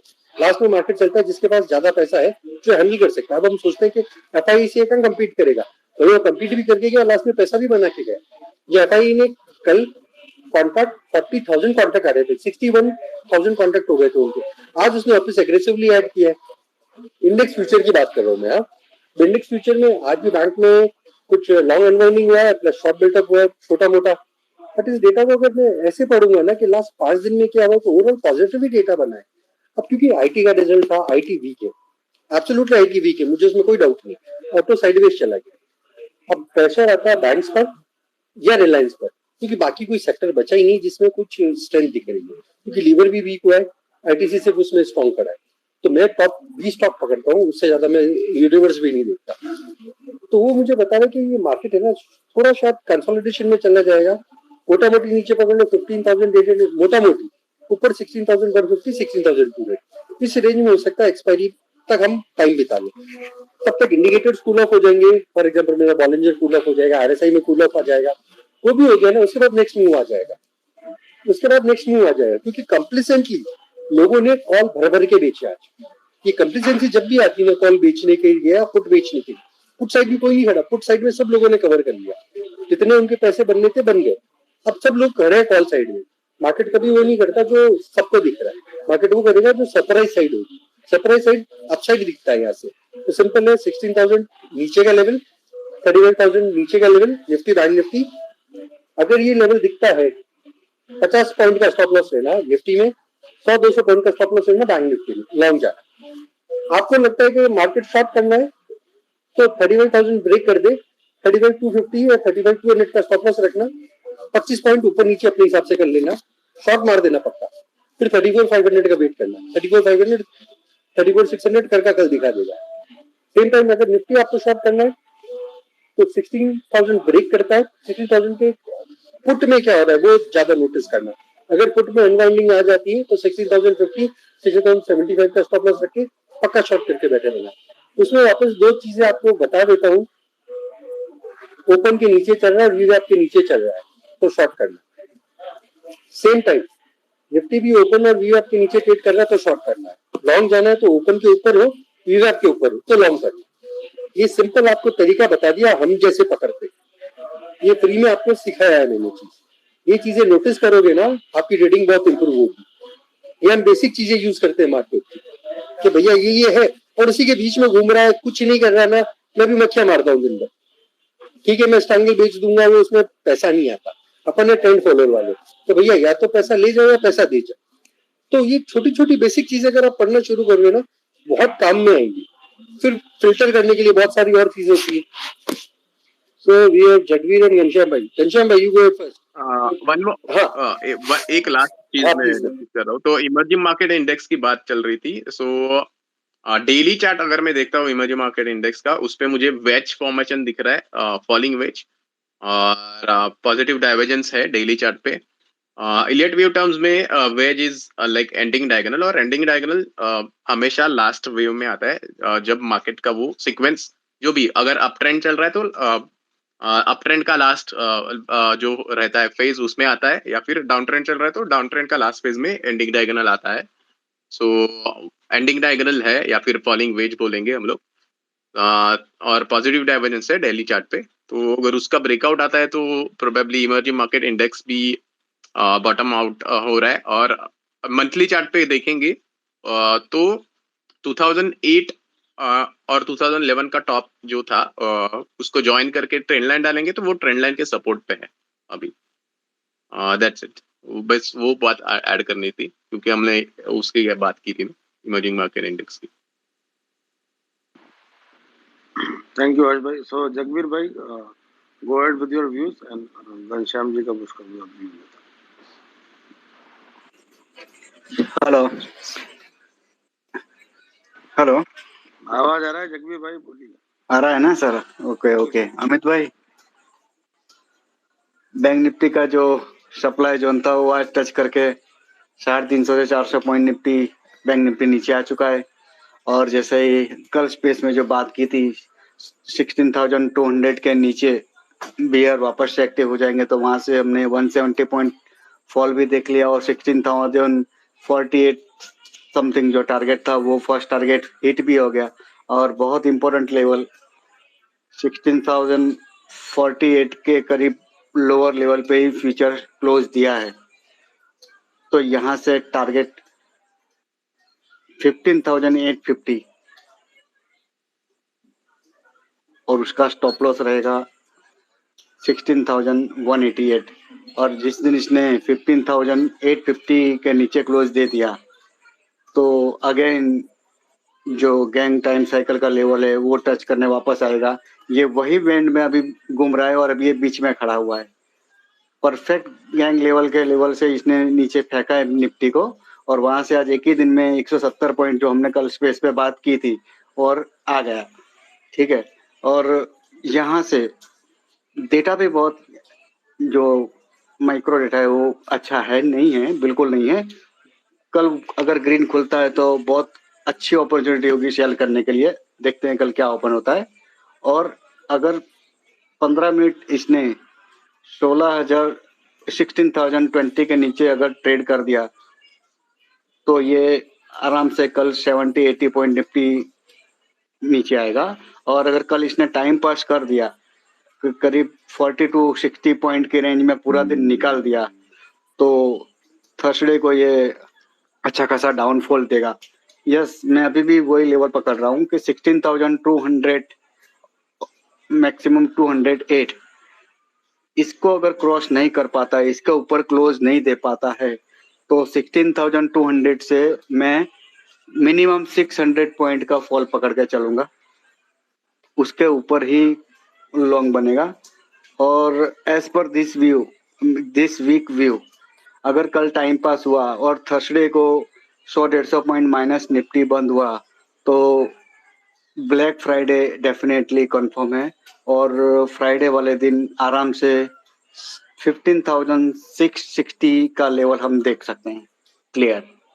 और कल स्टॉक के लिए बात हुई थी, हवेल्स, सीमेंस और यूनिलीवर, ये 3 सेल के लिए थे तो वो वीक हो चुके हैं। तो अगर कल मौका मिलता है तो यूनिलीवर और सीमेंस में शॉर्ट पोजीशन बना सकते हैं। यस, टॉप लेस ज़्यादा नहीं रहेंगे, 1.5% के रहेंगे। और एसबीआई में भी सेल कॉल बना सकते हैं, 1.5 का स्टॉप लॉस रहेगा, वो भी वीक टेरिटरी में आ चुका है। तो इस वीक के लिए जब तक ये 16,200 के ऊपर क्लोज नहीं देता है तो उस लेवल से मिनिमम 600 पॉइंट निफ्टी का फॉल एक्सपेक्टेड है और उसमें से आज 170 का फॉल आ चुका है। थैंक यू अमित भाई। और जगवीर भाई, इसमें 16,200 के ऊपर का क्लोज दे दिया तो ऊपर का टारगेट कहाँ तक देख रहे हो? जी, वो सस्टेन होता है कि नहीं वो भी देखना होगा ना। क्लोज दे दिया तो सेकंड एक दूसरे दिन इंतजार करना होगा। अगर उसका ऊपर दे दिया तो उसका लंबा नहीं है, उसका ऊपर 16,460 वहां पे सप्लाई जोन एक्टिव हो जाएगा। ओके, परफेक्ट, बस वही वहां पे लेवल। सप्लाई जोन एक्टिव हो जाएगा। यस, ये पूरा ट्रेंड चेंज कब होगा कि जब ये 16,600 का ऊपर क्लोज देगा तब ये बियर साइकिल में कन्वर्ट होगा, सॉरी बुल साइकिल में कन्वर्ट होगा। तब तक तो as per trend and live chart के हिसाब से ट्रेड करे जाओ। कल बिल्कुल शार्प मैंने स्पीच दी थी कि 16,200 के नीचे डेफिनेटली बियर हावी हो जाएंगे और हो जाएंगे और अभी भी है। तो आज का जो भी डेटा है वो उसके हिसाब से भी कल ये कुछ भी ओपन हो एक बार तो निफ्टी रेड में लाएंगे ही लाएंगे। और yes, bank Nifty supply zone में आ चुका है। अगर आज का हाई क्रॉस नहीं किया तो आराम से ये 800 से 1200 पॉइंट फ्राइडे तक गिर जाएगा bank Nifty.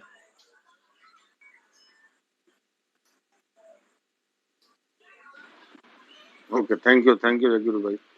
Okay, So Ghanshyam bhai, your view on the market? I think he's not here. So Komal,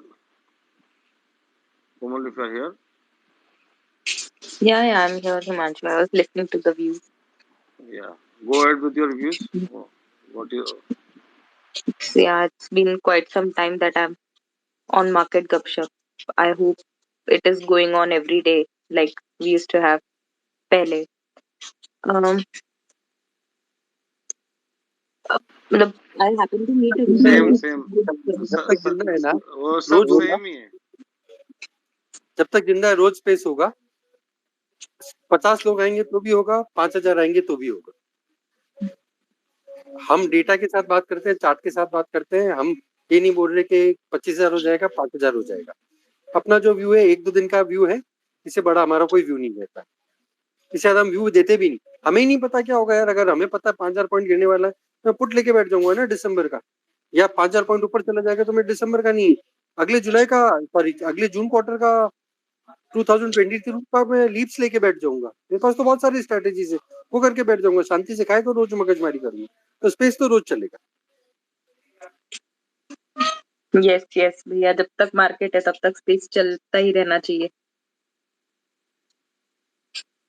and so last I think 2-3 दिन I have good knowledge pack sessions and उसी में से कुछ take away without taking names probably I'll share, and also the stocks which I'm tracking last एक हफ्ते से and I'm trading, उसके बारे में भी मैं बोलूंगी। इंडेक्स पे तो I'm not gonna share any view because मैं ट्रैक भी नहीं कर पा रही निफ्टी बैंक निफ्टी, लेकिन स्टॉक्स में आई थिंक जो मैं लास्ट वीक फ्राइडे से देख रही थी, one is Dr. Reddy, which has given a very good breakout above 4400, and that looks like a trading bet with a stop of around अभी तो उसका I think current market price is around 4460-70, and I'll take a stop of 100 points with for a decent risk reward, maybe at least 5-7%. उसमें 4500 पे बहुत बड़ा OI है। अगर वो कल तो वैसे इट हैज क्रॉस्ड 4500, लेकिन आज नीचे आया वापस मार्केट के साथ, फिर से 4500 क्रॉस करता है तो क्विक मूव एक्सपेक्टेड लग रहा है मुझको। तो again just a disclaimer, I am holding long. दूसरा एक stock which I was talking 2-3 हफ्तों से भी, अशोक लेलैंड, वो अभी भी बहुत स्ट्रॉन्ग लग रहा है, बहुत स्ट्रॉन्ग खड़ा हुआ है। 143 के करीब प्राइस है और stop loss around 138, 155 to 156 is what I'm looking at, or maybe new 52-week high sooner than later, because auto में दूसरे स्टॉक्स फिर भी मूव हुए हैं, ये सिर्फ कंसोलिडेट हो रहा है in the range of 142 to 148 since last 1 week. But ये जिस दिन कंसोलिडेशन अपसाइड ब्रेक देगा, it it should probably do new 52-week high.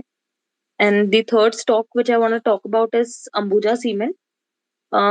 इसका भी एक ब्रेकआउट हुआ है। स्टॉक ऑलमोस्ट वही 355-370 के रेंज के बीच में ही चल रहा है काफी दिनों से। It is not breaking 355-350 on the down side, but upside if it breaks it can go into मतलब from 360s it can move to 400s वाला zone, and I think इसमें some corporate action is also due, तो considering ये सब, ये 3 stocks मेरे radar पे है।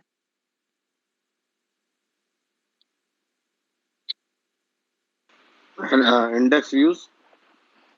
Index, sorry Manchu, I'm not able to track index कुछ भी। I think that's why I was listening to Harsh and everyone's view on index. Okay, no issues.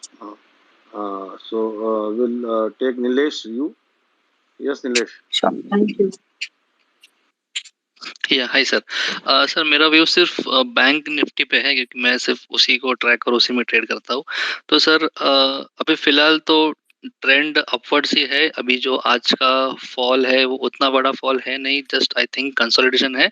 And जैसे जगवीर सर बोल रहे थे कि अगर 1-2 दिन में बड़ा डाउन मूव आता है, आई थिंक तब वो ट्रेंड चेंज होगा। लेकिन अभी जैसे हम लास्ट 1.5 वीक से अप ट्रेंड में ही थे, तो आज कल का मूव हम लोग कंसोलिडेशन बोल सकते हैं। तो जब तक बड़ा कोई डिप नहीं आता है, बड़ा कोई डेली में रेड कैंडल नहीं बनता, तब तक तो ट्रेंड अप ही है। जब वो होगा तब फिर शायद हम फिर से व्यू चेंज करेंगे। जैसे पहले 34,100 के नीचे मैं बेयरिश था, लेकिन जैसे उसने वो क्रॉस किया मैं बुलिश हूँ।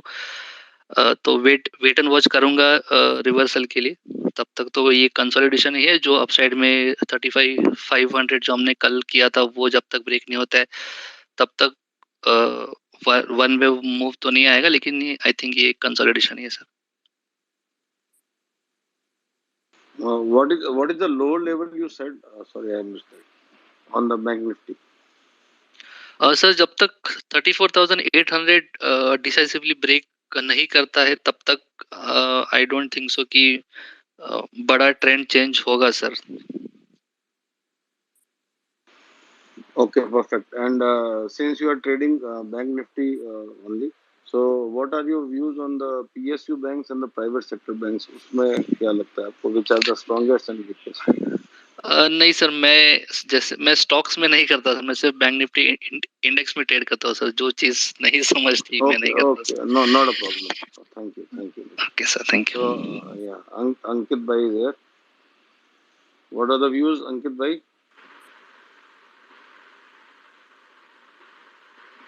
Yeah, good evening everyone.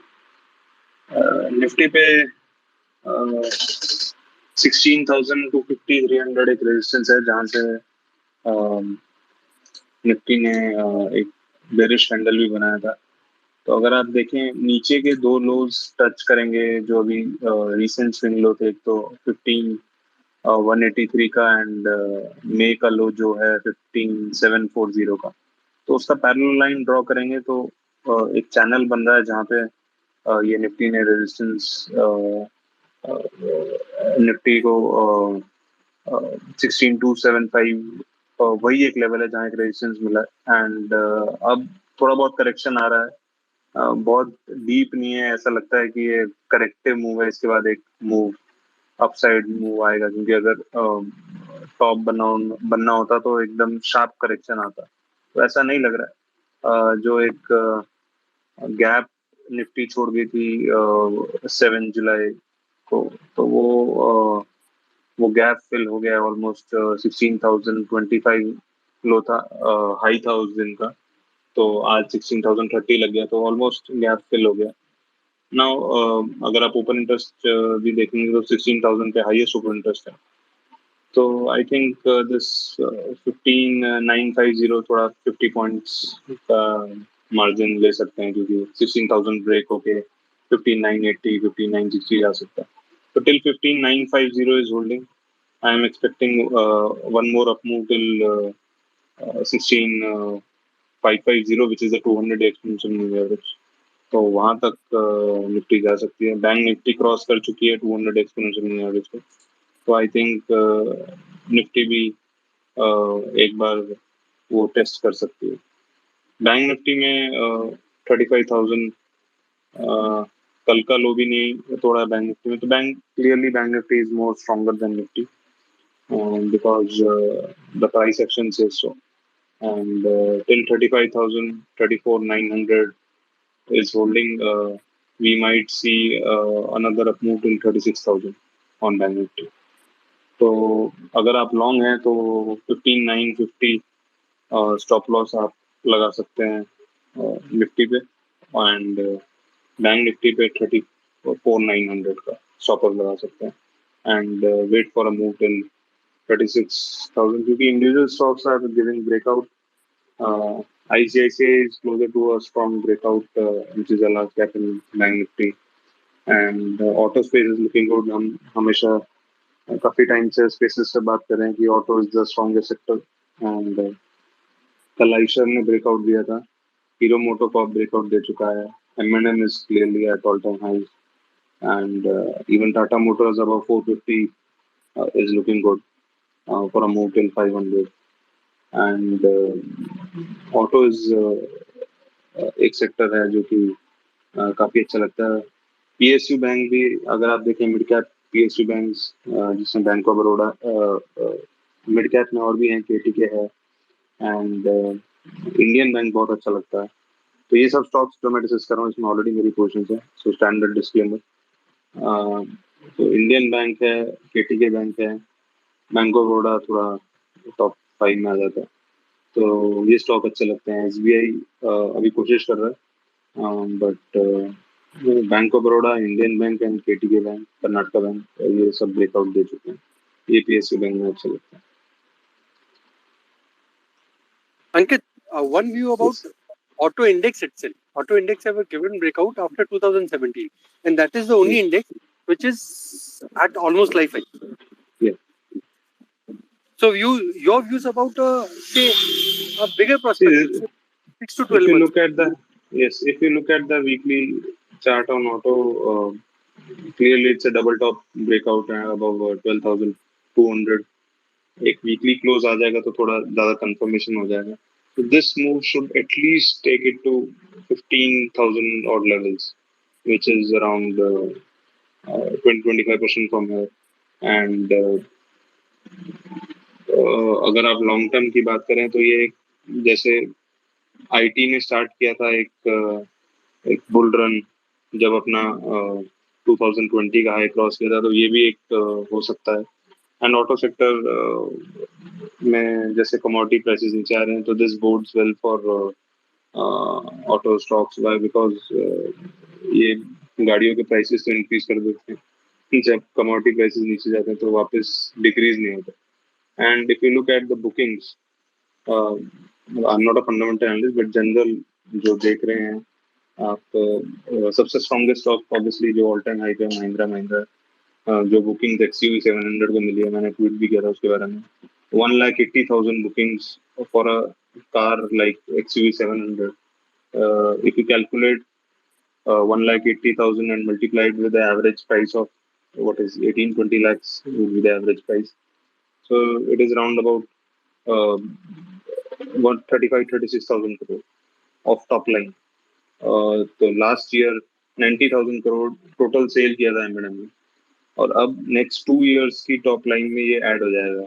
अगर बुकिंग हम लगा भी लेते हैं कि 10% कैंसलेशन हो जाती है, तो इतना सब कुछ डिमांड आ रही है। तो उसमें एक क्वेश्चन वापस मेरा, अगर इतने बुकिंग कर लिया, लोग बोलते हैं लोगों का पैसा नहीं है, इन्फ्लेशन हो गया, ये हो गया, हम 50 रीजन सुन लेंगे मार्केट गिरने का, पर ये बुकिंग जो करने आया है उसने कुछ तो पैसा दिया है, ठीक है? तो सर डेटा कभी गलत नहीं होता, ये तो आप जानते हो। And this is data provide by SIAM and M&M itself कि 1.8 लाख बुकिंग होगी for the next 2 years, because waiting is spread over next 1 year. अगर आप लेने जाओगे तो आई थिंक 1 साल की तो वेटिंग है ही। तो एक गाड़ी से 35,000 करोड़ आना M&M को, तो मतलब आप देख सकते हैं, अगर आप गाड़ी लॉन्च कर रहे हैं, अब मारुति का मार्केट शेयर क्यों गिर रहा है? क्योंकि गाड़ी कोई नई लॉन्च नहीं हो रही मारुति, वो फेसलिफ्ट पे फेसलिफ्ट लॉन्च कर रहा है।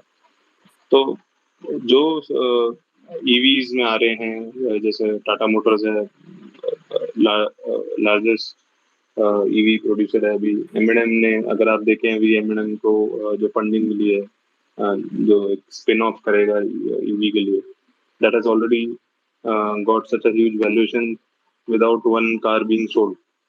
तो ये सब जो हो रहा है ऑटो स्पेस में, तभी वो auto index all time high पे है, because somebody is buying while Nifty is still down from 18,600 to right now 16,200। तो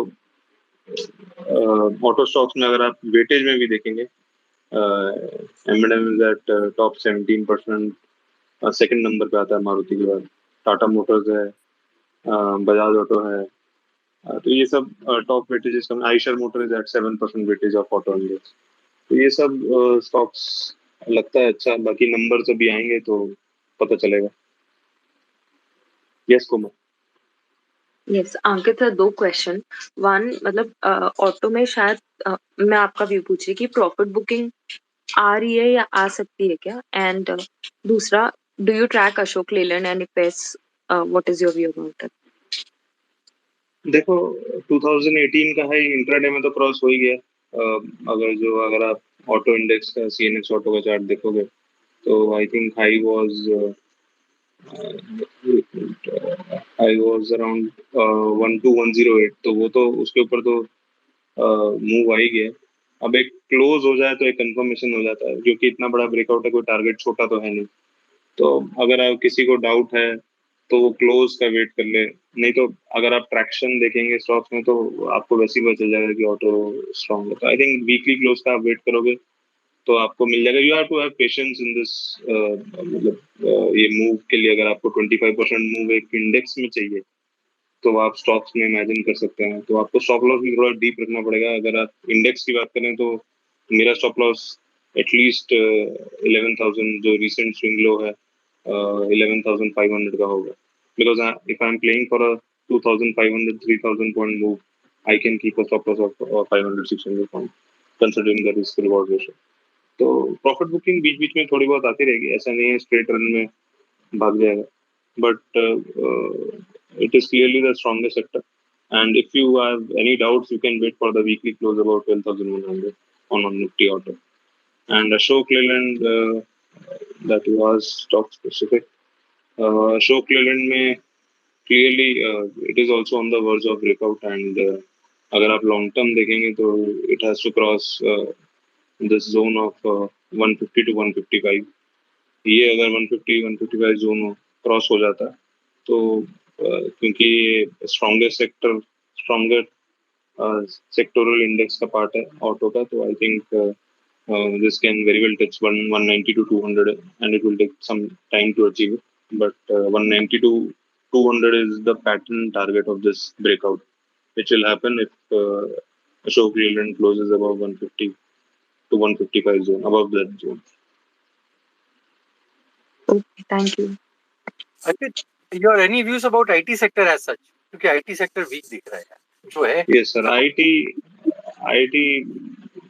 क्लियरली अभी आप देखेंगे ये इंडेक्स मार्च 2020 से 10,000 से ऑलमोस्ट 40,000 पहुंच गया, तो 4x return in a large cap index, मतलब कोई छोटा मोटा स्मॉल कैप नहीं है, दिस इज लार्ज कैप जो कोरोना का लो है वहां से 4 गुना हो गया। अब ये 38.2% करेक्ट हुआ था, थोड़ा बाउंस आया लेकिन फिर एक वापस करेक्शन आ गई। तो जब तक अभी तो ये डाउ थ्योरी पे भी अपना ट्रेंड चेंज नहीं कर पाया।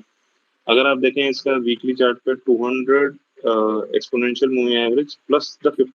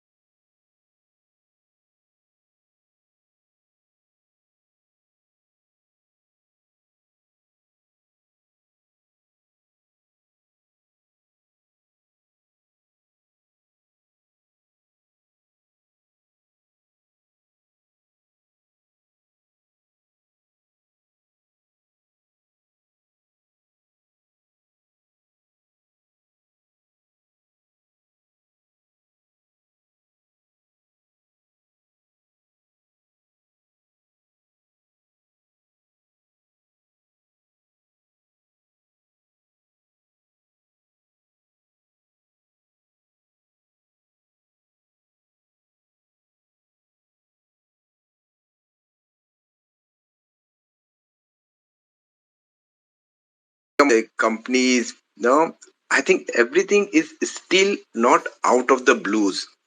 No, we are finding that there's a correction, and I heard hearing that corrections are over. do you still see on a little longer horizon, maybe at 6 months or a 12 months time, is correction really over? Because still fundamentals are not supporting to the valuation that we have right now in Indian market.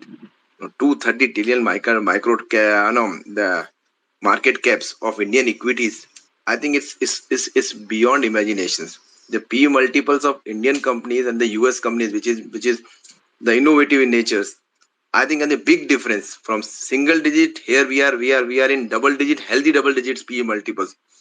Aren't we heading for a larger corrections, for a better valuation, not correction in terms of I'm being bearish, but yes, for a better valuation to reinvest things? I know your comments, sir, because I personally see that things are still not out of the blues.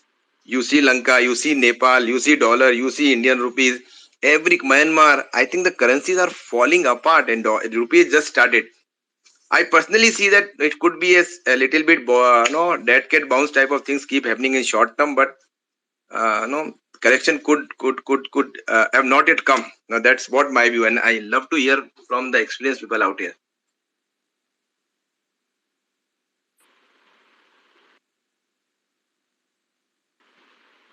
Anji, I can only talk about technical, or technicals are weird of fundamentals because they give uh, many signs uh, in advance that some bottom has to, if bottom is taking place, then many signs are given in advance.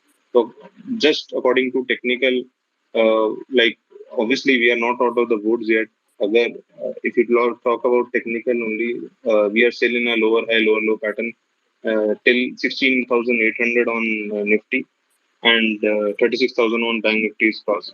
If these levels are not crossed, we are still in a lower high, lower low trend. So you might be right that obviously fundamentally we are not out of the woods, but technically uh, 15,000. So in short term, I'm talking about 15,500 should break for this the up move that has started to break, and then only we can go below 14,000. So as technical analysts, we don't preempt, so we take it day by day, and we don't create positions at 16,000 and hoping for 14,000. So slowly, if these supports are broken, which is 15,500 on Nifty, we might again go short. So I'm just talking about technically. Somebody else can speak about fundamentally. And one more thing, I just gave a wrong calculation of M&M sales. It's 3,600 crore sales from one car, but the demand is good on this XUV 700. That 1.8 lakh bookings is a huge demand for M&M to compete. So yes, as I spoke about 36,000 crore, but it is around 3,600 crore. But अंकित भाई एक चीज है, जैसा आपने बोला आज 1.5 lakh SUV 700, India की population 140 crore है, इंडिया की फैमिली पॉपुलेशन इज 50 करोड़. उस 50 करोड़ फैमिली पॉपुलेशन 140 करोड़ लोगों की पॉपुलेशन में क्या 1.5 lakh look at the indicator of price. Economy? No, but look at the price. It's a 20 lakh car. It's not a 5 lakh car. So you can look at from that perspective. I agree. Anandji, okay, I'll just give you a few things to ponder about, because since you are tracking things from a long time, and since you read a lot, when was Indian market not expensive? We need to look at things in a different perspective, in one or two different ways. Our markets from inception, most of the times, barring maybe few jerks, has been always been more expensive than uh, the mother market, if you say Dow, or the companies in US and other things, developed countries especially, you can say.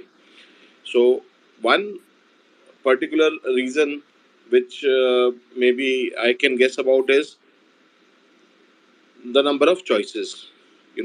In a developed economy, mature economy, their interest rates, their overall expectation of gains and everything is different.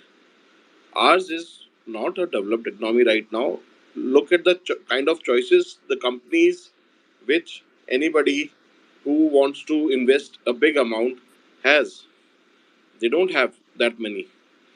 So they would be buying and at a higher level than what probably you and me think is the real value for the things. So that is the reason for the higher PE multiples. Secondly, आप अभी markets not just Indian market and even in US markets जो भी नई चीज आती है जो भी अपकमिंग चीज आती है wherever all the companies you think have a potential to grow much better than the normal ones, they are given the higher values. For last so many years, they are saying that Indian market has the potential. That is the reason our markets are expensive. Now coming in terms of market size to GDP ratio. So we went more than 1:1, probably at above 18,000 level. Right now I think we are back to somewhere near about 1:1, because you can't judge any day closing or a weekly closing to that. That is the second point. You need to understand, sorry, I'm not saying you, as in I mean all of us need to understand few things in terms that there are some characteristics of some markets. We as a market, as an Indian market, probably last whole decade hasn't performed in dollar terms as per expectations of any other market. Yes. So still we were expensive as per the general norms, right? Yeah. Amit sir, in Fabio, you want to say? Amit sir, aap boliye. No. So I was just adding on the expensive part of it. You got to understand that expensive and cheap are very relative terms. I agree. Right? Now, when you're talking on PEs too, PEs, there are two kind of PEs. One is a trailing PE. Correct. One is a forward-looking PE. Forward-looking PEs are valued at the expected earnings. Right? So if you're comparing a Ford PE with a Mahindra and Mahindra PE, and if Mahindra looks to you expensive, so PE is there is you can also break down the formula. It's price upon earnings. That is one part of it. But there's something also known as PEG ratio. That is price upon earning plus growth. Correct. Right? So why wouldn't you? Why do you? I mean, if you wish to, like, I wouldn't ask you this, but you need to ask yourself, how do you value Tesla? Why does Tesla get such a high PE? So you got to understand the markets are factoring in the growth that is expected out of Mahindra, and the EV part of it was one of the things. Now, we also got to understand that whether the market is expensive, whether the market is cheap, but market is the most intelligent thing that can happen because it's a collective intelligence. Like, I against the market, definitely I lose. You against the market, definitely you lose. But we together constitute a market, and if everybody is valuing, then we are questioning the intelligence of the entire market. So it's very important to also have individual views um, for the markets to work, and opposite views. So I would request you not to look at PEs individually, but then there is an entire logic. I mean, I can go on for hours and hours on it. But when something looks expensive, it doesn't. I'll give you so many examples that there is this roofing company. I won't take the name. It makes cement roofs, and it's like you will look at its PE, and it's trading at something around 7 and 8, and it's also trading at 1-to-1 sales ratio, and you'll feel it's like really cheap, but nobody would buy that. The reason is because the sales are not growing, right? But Mahindra is growing in sales. So anything that's growing in sales will demand a higher P. Especially a company like Mahindra who's well established and has a brand name too.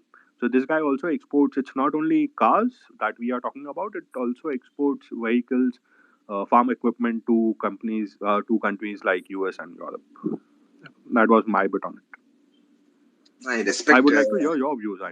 No, I respect Amit bhai, what point you stated. I think it's very very valid point. I am not saying that it is relevant, but I just stated that the things outside, right now the technicals may be supporting but the world outside is still not out of the blues. Let's say you gave an example of Tesla, because I read the Tesla share in last 1 year. Now you see that it despite of all the innovation and EV story, it has grown crazily, but it has gone down by almost 50-60%. It used to be around $1,200, $1,300, maybe trailing to around $600 or $700. So that is the correction, that market is finding their value. I am just stating that in last 1.5, 2 years, the Indian market has crazily gone up, as against the earning has not met that way. Wouldn't you feel that the market is gonna take the levels where the actual company's valuations are? As of now, we are stressed valuation. मेरा सिर्फ यही concern है sir कि अभी I totally respect you. Just a second. Let me finish. As far as I'll continue the same on the same parameters that you evaluate a company and I evaluate the markets on. When COVID came in March 2020, Nifty was trading at a PE of 26, right? Today, it's trading at a PE of 19. S&P 500 or 19.6 or something. S&P 500 is trading at a PE of 18 point something. Same thing is with Dow, and same thing is with Nasdaq. Even if you compare the Japanese markets, the PE is fairly comparable. So that argument that Nifty is overvalued, I mean, if we are comparing if we are comparing apples to apples, and if we are comparing all the markets, I feel that we are fairly valued. But definitely there can be a chance that it goes below its like there have been instances where Nifty was trading at 16 and 17, but that was for a very short amount of time, and that was actually the bottom of the bear periods. So I wouldn't be surprised that for say a quarter that Nifty would trade below its fair value, and that would be the right opportunity for us to buy. That is if you believe in the India growth story. Yeah, Amit bhai. So sorry to interrupt. You can go ahead. Okay, I'll just add very simple points. Nothing technical, nothing fundamental.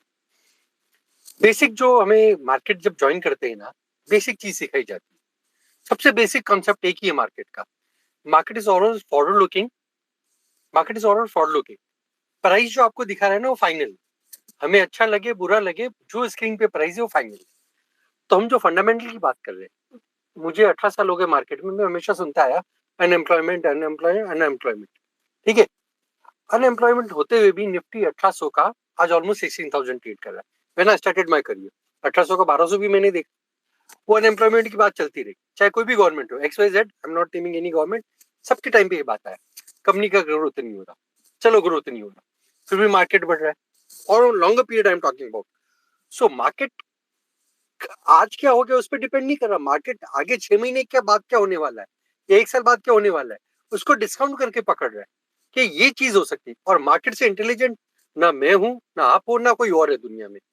तो जो market दिखा रहा है आपको कि भैया ये forward looking ही चीज है, कंपनी का रिजल्ट आता है उससे पहले उसको डिस्काउंट कर दिया जाता है कि भैया ये चीज होने वाली है, इसमें ये चीज पकड़ के चलेंगे. आज हम फॉरवर्ड लुकिंग अगर चीजें देखने जाएंगे, जो मैंने जब स्टार्ट किया था तब भी यही चीज बोली थी, आज फॉरवर्ड लुकिंग चीजें क्या हो गई, जिसको शायद मार्केट ऑलरेडी पहले डिस्काउंट कर गया था. वर्स्ट केस कंडीशन में क्रूड कितना जाएगा, 130 140 हो गया था, 130 ब्रेंट क्रूड में हो गया था, और 140 ब्रेंट में हो गया था. आज $95 $96 पे कहीं चल रहा है. ठीक है, तो 40% हम तो रशिया से ऑयल खरीद रहे थे. Market is always forward looking. Market ने उसको पकड़ लिया, और शायद वो 15,000 लेवल 15,200 को लेवल मारा था ना, वहां पे उसने खुद को बॉटम आउट कर लिया. सेकंड है कि भैया डॉलर बढ़ रहा है. चलो डॉलर बढ़ रहा है तो रुपी भी घटना शुरू हो गया, INR भी घटना शुरू हो गया, उसका भी इम्पैक्ट देख रहे हैं. अगर INR घट रहा है तो मार्केट को गिरना चाहिए. I totally agree with all the facts के मार्केट को गिरना चाहिए. मार्केट क्या दिखा रहा है, रेजिलियंस दिखा रहा है. तो भैया मुझे नहीं गिरना, हो सकता है 3 महीने बाद जाके गिरे, I don't have a view for next 3 months, simply speaking. Third point आता है कि भैया हमारी इंटरेस्ट रेट बढ़ेगी, यूएस में इंटरेस्ट रेट बढ़ेगा, पकड़ ली आपकी बात।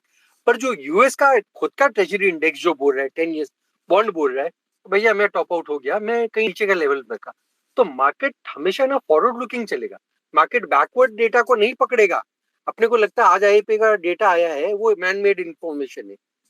डाउ थ्योरी टिपिकल जो बोलता है ना मैन मेड इंफॉर्मेशन, कंपनी का रिजल्ट आता है ना किसी न किसी को पता होता है, आईआईपी का डेटा आने वाला है और पता नहीं कितने डेटा आते हैं, वो सब मैन मेड है, सबको पता है क्या होने वाला है। मतलब जो इन्फॉर्मेशन निकाल रहा है वो पहले से पोजीशन लेके जिस दिन आएगा एग्जिट कर जाएगा। तो जो मैन मेड इन्फॉर्मेशन सब पकड़ रहे हैं कि आने वाले 6 महीने में क्या होगा, साल भर में क्या होगा।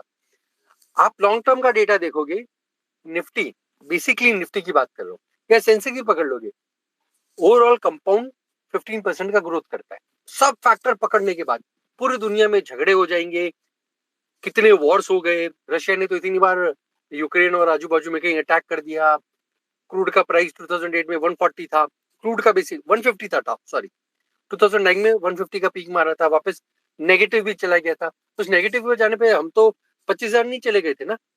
तो मार्केट हमेशा फॉरवर्ड लुकिंग रहेगा। हम सोचते हैं कि मार्केट इस डेटा पे रिएक्ट करेगा, इस मार्केट को रिएक्ट करना होगा ना तो मार्केट प्राइस बता देगी। मार्केट सबसे इंटेलिजेंट है, हमसे ज्यादा इंटेलिजेंट लोग आगे बैठे हैं, हमसे ज्यादा मशीन्स काम कर रही है, हमसे ज्यादा क्वांट्स काम कर रहे हैं, वो डिसाइड कर रहे हैं कि ये लेवल दिखता है, जो भी उनको समझ में आए, 15 समझ में आएगा, 14 समझ में आएगा कि 16 समझ में आएगा। और वैल्यूएशंस तो क्या है, एक्सेल शीट अगर आप देखोगे, किसी का मैं करेक्ट नहीं, किसी ने 2050 तक का डिलीवरी का वो कुछ निकाल के दे दिया कि 2040 में जाके प्रॉफिटेबल होगी, उसके बाद ये कंपनी करेगी। भैया तू 30 साल का निकाल के बैठा है। आई स्टिल रिमेंबर डीमार्ट का जब आईपीओ आया था, उसके बाद किसी ने उसका 2030 तक का, गोल्डमैन सैच ने 2030 तक का एक्सेल शीट बना के दे दिया था, ये होगा वो होगा ऐसा होगा। भैया तुम एक्सेल शीट में ही काम करना, तो एक्सेल शीट में एचडीएफसी बैंक का वैल्यूएशन कर लो ना। तो valuation is just a perspective कि मार्केट अच्छा रहेगा ना तो लोग हाई प्राइस भी देंगे, मार्केट खराब है मतलब सब चीजें नेगेटिव है। आज के टाइम में पक्का नेगेटिव है, मैं डिनाई नहीं कर रहा कि मार्केट में नेगेटिव चीजें नहीं है। $90 still for India, crude prices are very high, क्योंकि हम नेट एक्सपोर्टर्स ही है, आज भी नेट एक्सपोर्टर्स है, तो वो हमें इम्पैक्ट करता ही है। भले हम $60 में ले रहे हैं, 50 में ले रहे हैं, आई डोंट नो द प्राइस, मैं तो एक हाइपोथेटिकल चीज बता रहा हूँ। सेम टाइम हम कुछ बेच भी तो रहे हैं सामने। ये समझ में आता है कि अगर वहां पे डिफ्लेशन आएगा, रिसेशन आएगा, तो हमारी आईटी कंपनीज परफॉर्म नहीं करेगी, समझ लिया। पर इंडिया में जो ग्रोथ चल रहा है, इंडिया में जो फॉर एग्जांपल लोग फाइनेंस पे कार लेंगे, फाइनेंस पे घर लेंगे, अगर वो ग्रोथ दिख रहा है हमें, क्योंकि कोरोना के बाद सबको लग गया कि भैया मैं 2 BHK में नहीं रहूंगा, मैं 3 BHK में, एक मेरा रूम ऑफिस का जो बनाना है वो मैं एक सेपरेट रूम यूज करूंगा। लोगों के पास वो भी तो स्पेंडिंग कैपेसिटी है ना, बैंक भी तो पैसा दे रही है, वो भी क्रेडिट ग्रोथ हो रहा है। ये छोटे लोग पैसा नहीं खा के भागेंगे, भागने वाला रहेगा वो बड़ा खा के भागे, एक साथ 10,000 करोड़ खा के भाग जाएगा। तो हमें हर चीज को ना डिफरेंट पर्सपेक्टिव से देखना पड़ेगा। हम सबको है ना, मतलब मैं तो वेजिटेरियन उसके लिए नहीं बोल सकता, वरना अपन भिंडी भी एक में डाल दे, आलू भी एक में डाल दे, टमाटर भी एक में डाल दे और उसका मिक्स वेज बनाने जाएंगे ना तो मिक्स वेज अपन खुद नहीं खा पाएंगे। तो हर चीज को बनाने का एक तरीका है कि भैया छोटे छोटे इनपुट्स आते रहेंगे, जो इनपुट बेस्ट फिट इन होता है मार्केट में, मार्केट उसको पकड़ के चलता है। मार्केट में इंटेलिजेंट लोग हैं जो उस प्राइस को ड्राइव कर रहे हैं। हम छोटे रिटेल ट्रेडर से हम तो सिर्फ मार्केट को फॉलो कर सकते हैं कि भैया जो मार्केट दिखा रहा है वो होगा। बात करें कि डेटा खराब है, yes I totally agree, data खराब है, valuations still are highs, I agree with that. But जैसा फैमिलियो बोल रहा था भैया, इंडियन मार्केट या रणविजय बोल रहा था कि इंडियन मार्केट कब ओवर वैल्यूड नहीं थे, इंडियन मार्केट हमेशा वैसे ही चलेगा, क्योंकि सबको दिखता है कि भैया 140 करोड़ लोग बैठे हैं, जहाँ लोगों के पास थोड़ा बहुत एम्प्लॉयमेंट रहेगा, लोग भूखे नहीं मर रहे हैं। तो देखो अपने ऊपर है कौन सा चैनल देखते कौन सा नहीं देखते। कोई बता देगा लोग भूखे मर रहे हैं ये हो गया, कोई बता देगा ऐसा हो रहा है, तो अपने ऊपर डिस्काउंट करके हर चीज जो मीडिया में आती है उसको डिस्काउंट करके पकड़ लो। मैं तो बोलता हूँ 90% डिस्काउंट पकड़ के चलो, जो मीडिया बोलता है पकड़ के चलो, सब झूठ बोल रहे हैं, ये कोई सच्चे नहीं है। इनको जो गवर्नमेंट पैसा, जो भी पार्टी पैसा देगी उसके हिसाब से काम करेंगे। I totally agree with that fact. But last में उस चीज को जब हम मार्केट की बात कर रहे हैं, specifically when we are talking about market, see the impact of those news on market. Market उसके लिए क्या रिएक्ट कर रहा है, मार्केट पॉजिटिव रिएक्ट कर रहा है, कुछ रिएक्ट नहीं कर रहा या नेगेटिव रिएक्ट कर रहा है। और इतना इन्फॉर्मेशन है, when we started the market हमारे पास तो है ना इन्फॉर्मेशन ही नहीं थी। अब कैसा हो गया कि इन्फॉर्मेशन का ओवरफ्लो हो चुका है, अब इन्फॉर्मेशन का ओवरफ्लो चल रहा है। So that is also bad, that is also bad, so that is also bad.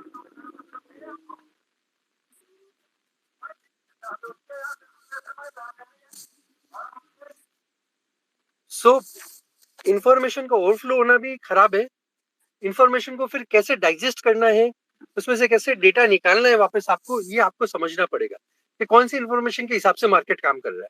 कई बार इंफॉर्मेशन ऐसी आएगी जो काम की नहीं हो और उसको हम पकड़ के बैठ जाएंगे, कई बार इंफॉर्मेशन ऐसी काम की आएगी जिसको हम नहीं पकड़ेंगे। तो इंफॉर्मेशन पे डिपेंड करेगा कैसी इंफॉर्मेशन है। कब अगर लोग 2 लाख भी गाड़ी खरीद रहे हैं ना, तो 2 लाख लोगों के पास पैसा तो है कम से कम, जो 20 लाख की गाड़ी खरीदने जा रहे हैं, जो हम आज से कई 10 साल 20 साल पहले नहीं देखते थे।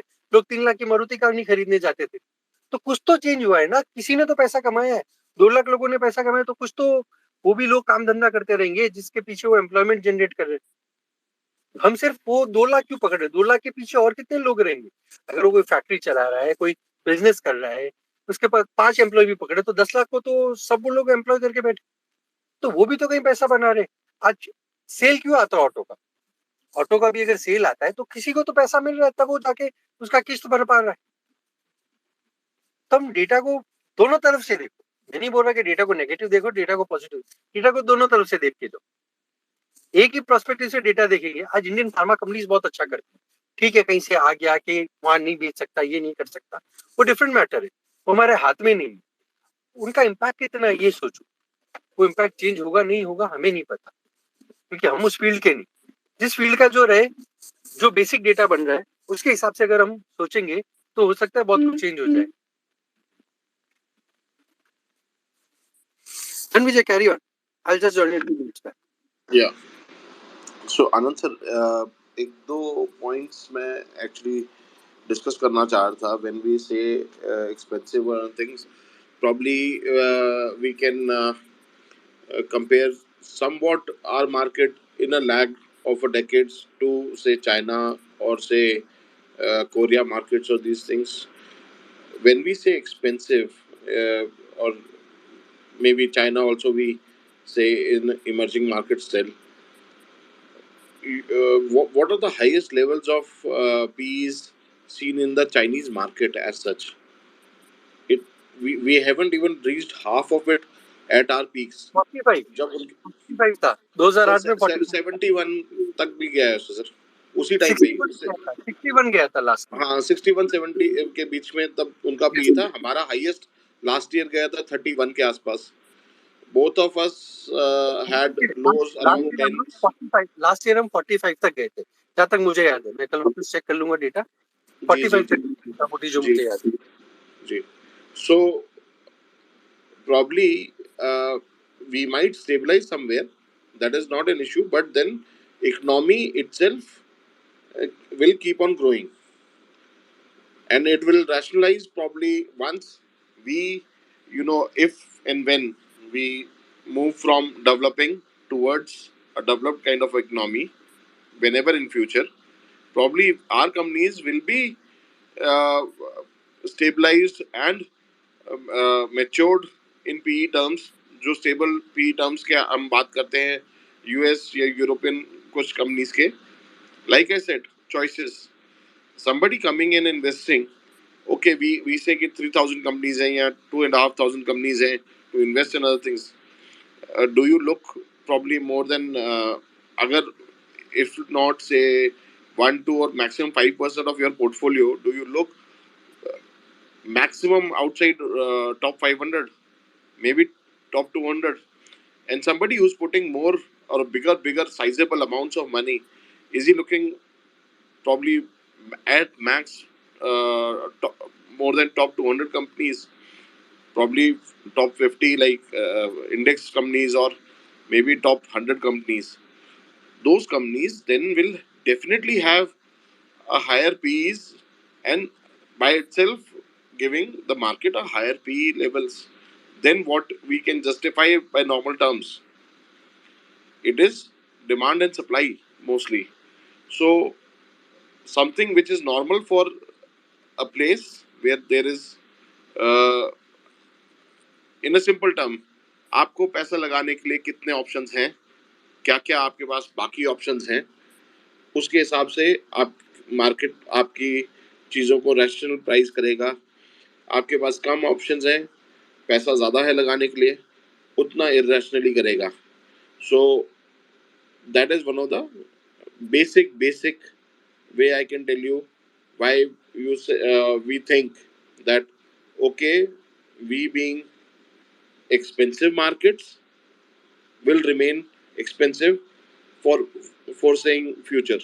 अमित सर बोलिए. हमारा जो इन्वेस्टिंग यूनिवर्स है ना इंडियन मार्केट के लिए, और से FIIs और any other investor outside India बहुत लिमिटेड है. वो हर कंपनी में इन्वेस्ट नहीं कर सकते. उनके बहुत सारे क्राइटेरियाज होते हैं. जबरदस्ती कोई कंपनी MSCI में घुसा दी जाएगी ना, उनको इन्वेस्ट भी करना पड़ता है. Because I have seen that personally, so I can vouch about that. तो उनके पास यूनिवर्स ही इतना कम बच जाता है कि जबरदस्ती उनको पैसा लगाना पड़ता है, आउट ऑफ कंपल्जन. वो तब ना वैल्यूएशन देखेंगे ना कुछ देखेंगे. हम जो वैल्यूएशन वाली बात कर रहे हैं ना, वो देखने जाना है कि जो 6 महीने के लिए आया है. लॉन्ग टर्म इन्वेस्टर्स है ना, कुछ नहीं देखते कि भैया मेरा लॉन्ग टर्म का ये व्यू है, इंडियन मार्केट इतना ग्रोथ करेगा, मुझे यहाँ पे 4% रिटर्न मिलता है, मुझे 10% रिटर्न मिला, इन्फ्लेशन एडजस्ट करके ये कट के लास्ट में मुझे 3% भी छूटा, नेट पैसा जेब का लगा नहीं है. They are happy with that. They are funds who buy such kind of companies. Nalanda की बात करेंगे ना, नालंदा ने पेज इंडस्ट्री 300 रुपए में खरीदा था. आज पेज इंडस्ट्री का भाव देख लो. सिंगापुर गवर्नमेंट अगर पैसा लगाती है इंडिया में, वो भी यही सोच के लगाती है. कतर गवर्नमेंट लगाती है, या कोई भी सऊदी अरेबियन फंड्स लगाते हैं, वो 2 दिन के लिए पैसा नहीं लगा रहे.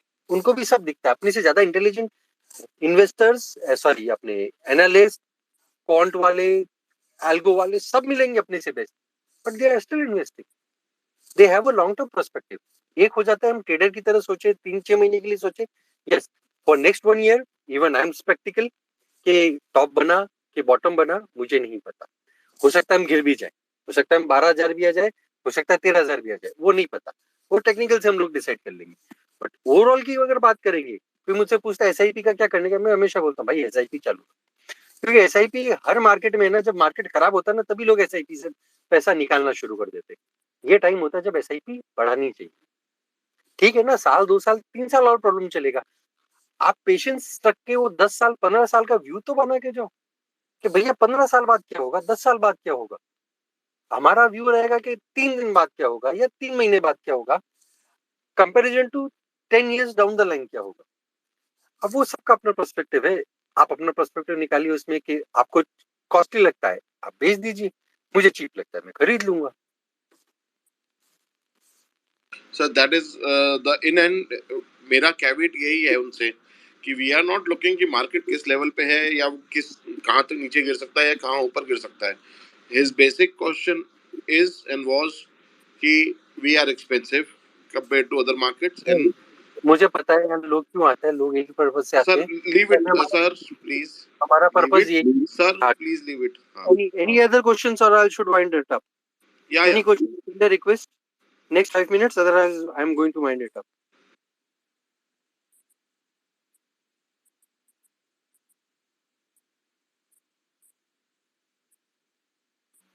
Family or Ranvij, if you see any request, take it up, otherwise you'll wind it up.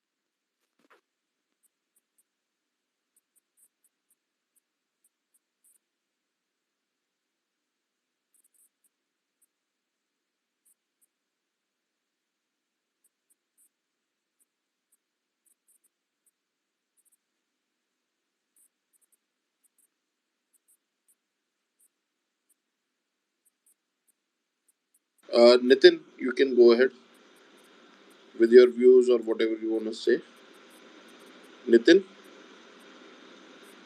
if you are there. Yeah. Yes, sir. Yes, sir. Yeah. Please go ahead. Yeah. Good evening, sir. I was just listening to sir things. One thing I think that dollar index is up. It's not a bad thing if you look at in the overall scenario for us, because of two things. Dollar index is moving up because of two currencies: Euro USD and JP of the yen. and because both of them haven't raised rates in spite of the inflation worries Europe and Japan has faced. So that's one of the reasons, and we are not that correlated with the dollar index, if you see. But the good thing that it's doing it for us is, on a whole, it's keeping a lid on commodities. And if you would see, especially after 18th of June, when your crude fell from 120 odd, our broader market has started to outperform.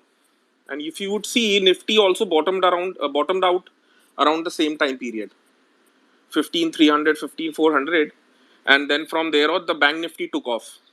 So that's been a very good thing for us actually. If dollar stays up, it's not a bad thing, and I think so people should look at from a very different point of view. Although we are just we are one of the strongest currencies perform well throughout the world. If you would see the total data right now also, आप देखेंगे emerging markets currencies are falling 1% to 1.5% a day.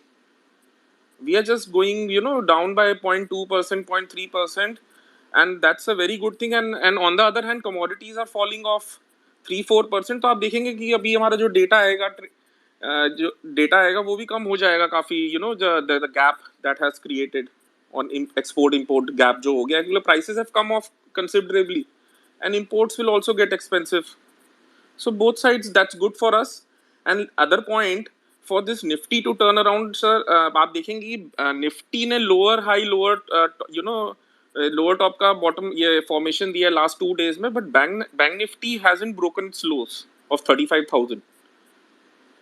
So that is the key. If Bank Nifty starts trading below 35,000, that will be the first signal to be careful on longs. And secondly, आप notice करेंगे कि मैंने sir एक चीज share करी थी, Adani group stocks, they have now gone into all time highs. Adani gas transmission, Adani Enterprises just 1 or 2% of its highs. So that's signaling something.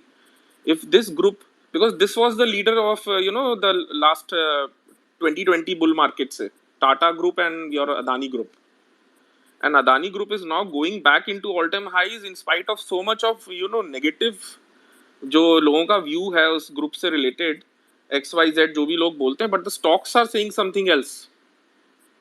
Adani Gas has broken out into an all-time high, so that's signaling a bottom, I guess, somewhere around the corner. We might just get a dip or so.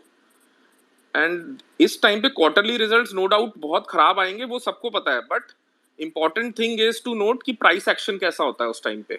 जो लोग शायद अभी उस पर concentrate नहीं कर रहे, अगर उस टाइम पे हमें बहुत ही मेजर बाइंग दिख गई तो we all know smart money, और जो कहते हैं कि खराब न्यूज पे ही बॉटम्स बनते हैं, तो that would be a very good trigger to watch out for. I am not preempting anything, I will be just want everybody to be careful. अगर स्टॉक्स उस टाइम पे कहीं एकदम दौड़ पड़े तो आपको पूरा सिग्नल मिल जाएगा. एंड सेकेंडली, कमोडिटीज का benefit will reflect in the next quarter, because commodities has majorly broken down in June. So बहुत पार्शल बेनिफिट अभी आएगा रिजल्ट्स में उसका. कमोडिटीज उसके बाद अब जून जुलाई में जाके पीक आउट हुआ है मेटल्स का इम्पैक्ट, तो वो नेक्स्ट क्वार्टर में आपको बहुत अच्छा दिखेगा. So most probably what I personally feel is कि नेगेटिव न्यूज पे अगर बॉटम्स बने, so that will be a very good entry point. And Adani group stocks breaking out into all time highs. See sir, every bull market has a group. So last year was Tata and your Adani group.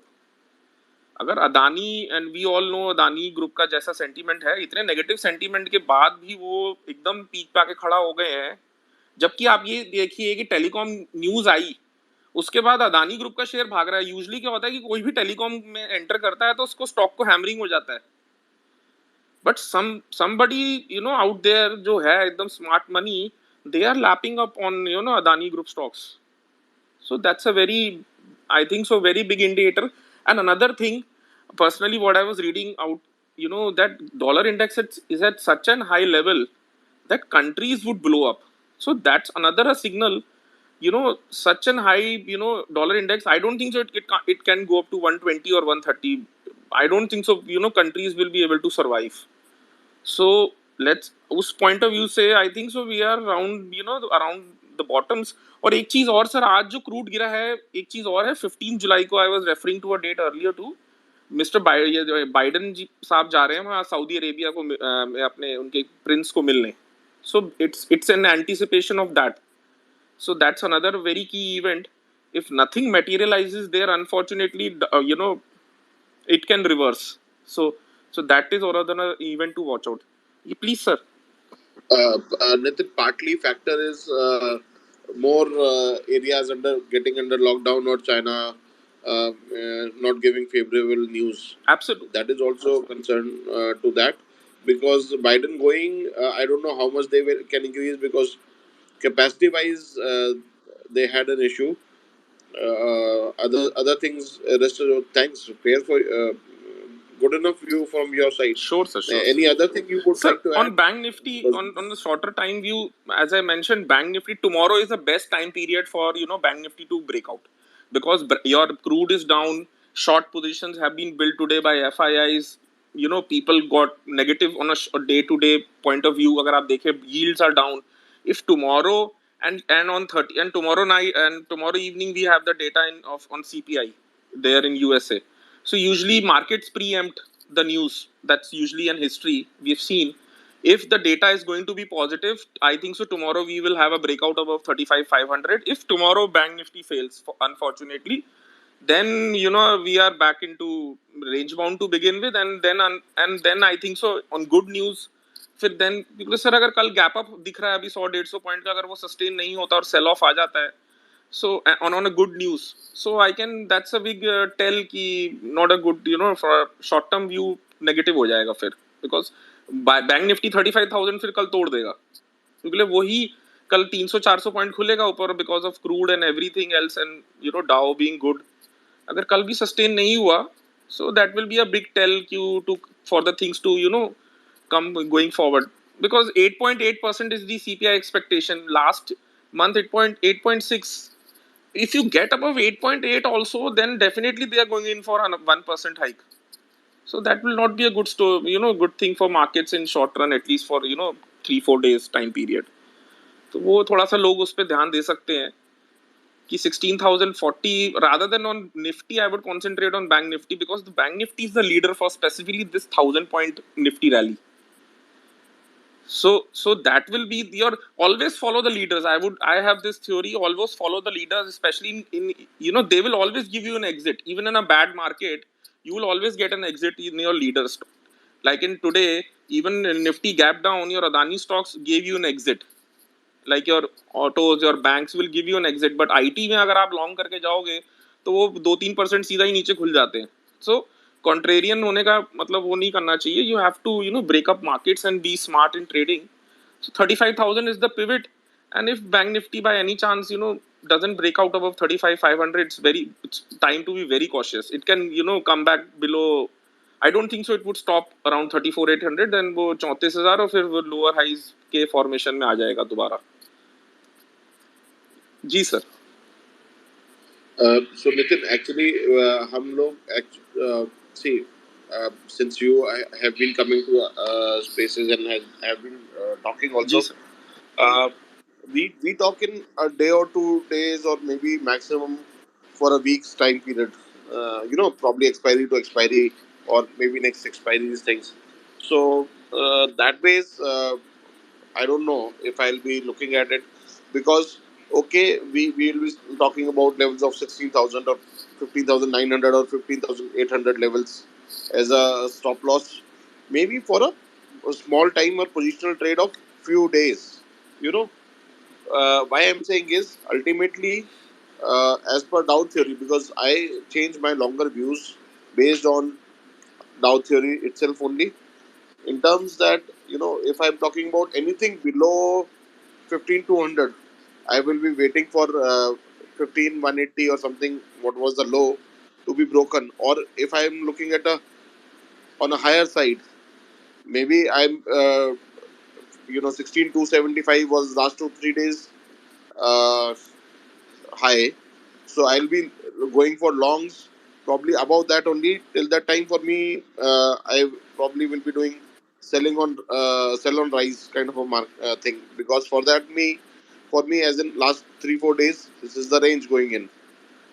For me overall, longer term still is at least 16,600 or very frankly 16,800. The last two highs, the lower highs of last two up moves. Downside, we already have that 15,200 around benchmark.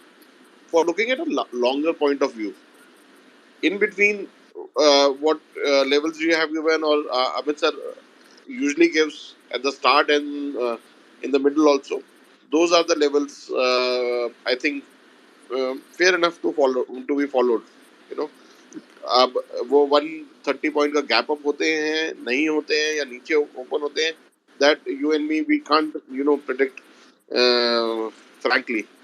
Anything more to add, Nitin? Because we can take one more guy and then That's it, sir. Adani Enterprise, that we've been sharing it. Yeah. So above 24, close above 24.20. So that can give a very good up move, and uncharted territory when it comes. So it usually pulls up other Adani stocks also. So that could be and it has usually no barring on these things of your yields and everything. It has its own move. So that could be another good stock to keep on radar. And pharma is quietly moving up right now. It's not on anybody's radar because it's very insulated sector. Rupees, it is actually the main beneficiary of rupee depreciation. So that could be another sector to be looked upon. IT is clearly a sell, and in fact a sell on rallies. Even metals should be used as a sell opportunity. That's what I would play. And banks is the thing that I'll keep an eye on for bullish trades. So that will be also, I won't take much time, sir. Thank you so much, sir. Anytime, Nitin. Thanks a lot. Thanks a lot for your views. Chaitanya ji,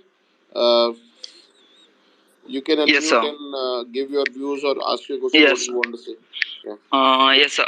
Firstly, I just want to take a minute that Amit sir, Havilo sir, and Ranvijay sir. Sir, you guys and everyone in the space, you guys are doing a very good work, because I am a newbie in market, right? So मुझे आपकी space से बहुत कुछ सीखने को मिला है. एक मिनट के लिए ये बात करूंगा सर.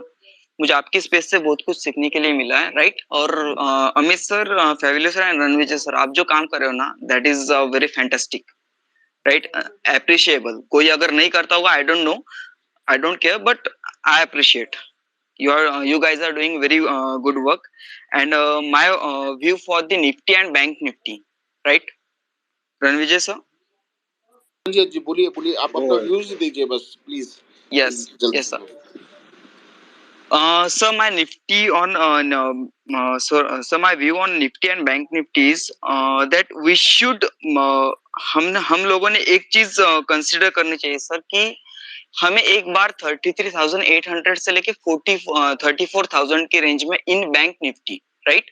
एंड इन निफ्टी 715 से लेके 16,000 की रेंज में हमें एक बार आना है, I think, according to my analysis, कि मुझे हमें मार्केट को उस चीज पे उस लेवल पे एक बार आना है, and that will be the last time. any particular reason कि वहाँ आना है, मतलब कुछ आपकी स्टडीज में कोई वजह से? see I am not questioning कि आना है या नहीं आना. Yes. I just want कि अगर कोई उसके पीछे रीजनिंग पता चल जाता. Yes sir, there is a particular reason behind it. There is a particular reason behind it that जब भी मैंने ऑब्जर्व किया है सर, कि मार्केट जब एक स्ट्रॉन्ग अपसाइड की रैली बनाता है, राइट, तो उस साइड मार्केट, उस टाइम पे मार्केट कभी भी एक गैप नहीं छोड़ता है, एक गैप छोड़ता नहीं है. I know the runaway gap and all this gap types of gaps, but उस टाइम मार्केट एक गैप नहीं छोड़ता है.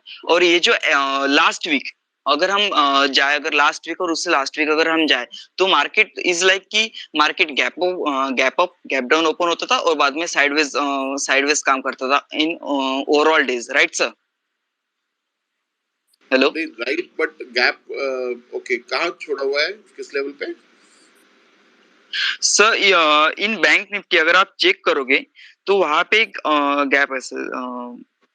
लेट मी सर 33,832 पे, 33,832 के आसपास एक गैप छोड़ा है मार्केट इन बैंक निफ्टी. आपका आवाज कट गया था sir, can you repeat? Sir Chaitanya ji आपका आवाज चैतन्य जी आपका आवाज ब्रेक हो रहा है। रणवीर जो बोलना चाह रहा है 33 और 34,832 का गैप है जो अनफिल्ड है, जो मैंने ट्वीट भी किया है।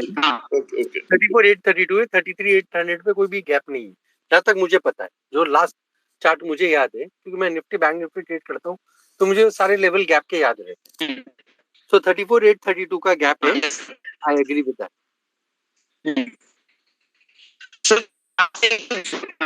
कौन बनता है sir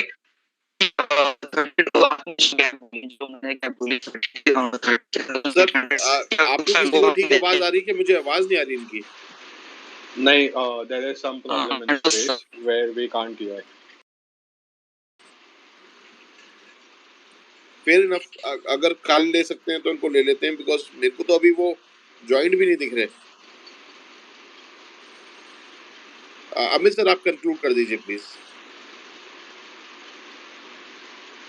hello Amit sir. Even his voice is not to be heard. You conclude then, Vijay. No, I think all the level has been given. The levels. Okay. Right now we are in a cautious way. आप let him conclude. Yeah.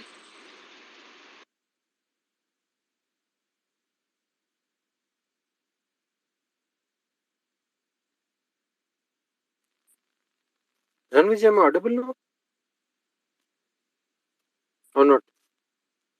हाँ जी अब आपकी आवाज आ गई, बिल्कुल बोलिए sir. तो वो जो गैप बोल रहे थे दैट इज 34,832, इसके नीचे जहाँ तक मुझे याद है कोई ऐसा गैप है नहीं। 34,832 का गैप है, टोटली एग्री। इसके मैं 34,800 लेके गया था। तो वो 25-50 पॉइंट छोड़ के भी अगर चलते हैं ना, तो छोटा सा नीचे का राउंड फिगर अपन लेके चल लेते हैं। 5-10 पॉइंट के लिए बैंक निफ्टी 30,000 के इंडेक्स में, मतलब उसका 0.1% भी एरर पकड़ के जाते हैं ना, तो हमेशा जरूरी नहीं कि वो पूरा गैप फिल करके जाएगा। छोटा मोटा गैप रह सकता है, that is immaterial for the market, frankly speaking. उठ गए भाई साहब त्रिभुवन दास जी? सर कंक्लूड कर दीजिए अब, बिकॉज आवाज जाने लग गई है प्लीज। अमित सर कोई लास्ट क्वेश्चन है किसी? हाँ नहीं नो क्वेश्चंस लेफ्ट, आप प्लीज कंक्लूड कर दीजिए। इट इज अरे ऑलमोस्ट 3 बार बोल चुका हूँ लेवल, कितनी बार लेवल बोलूं भैया? नहीं लेवल नहीं, ठीक है, बस बंद कर दीजिए ना सर फिर कि भाई good night everybody for joining. Recording में सुन लेना क्या लेवल दिए थे क्या नहीं दिए थे। लेवल सिंपल है, जो सबके लेवल है वही मेरे लेवल है। मेरे को स्पेशल लेवल में भगवान ने मुझे नहीं दिया है, तो जो लेवल है वही सबके लिए है। 16,000 नीचे का, 35,000 नीचे का। होल्ड करते हैं तो लॉन्ग जा करना, वरना मत करना। होल्ड नहीं करते तो पक्का शॉर्ट करना।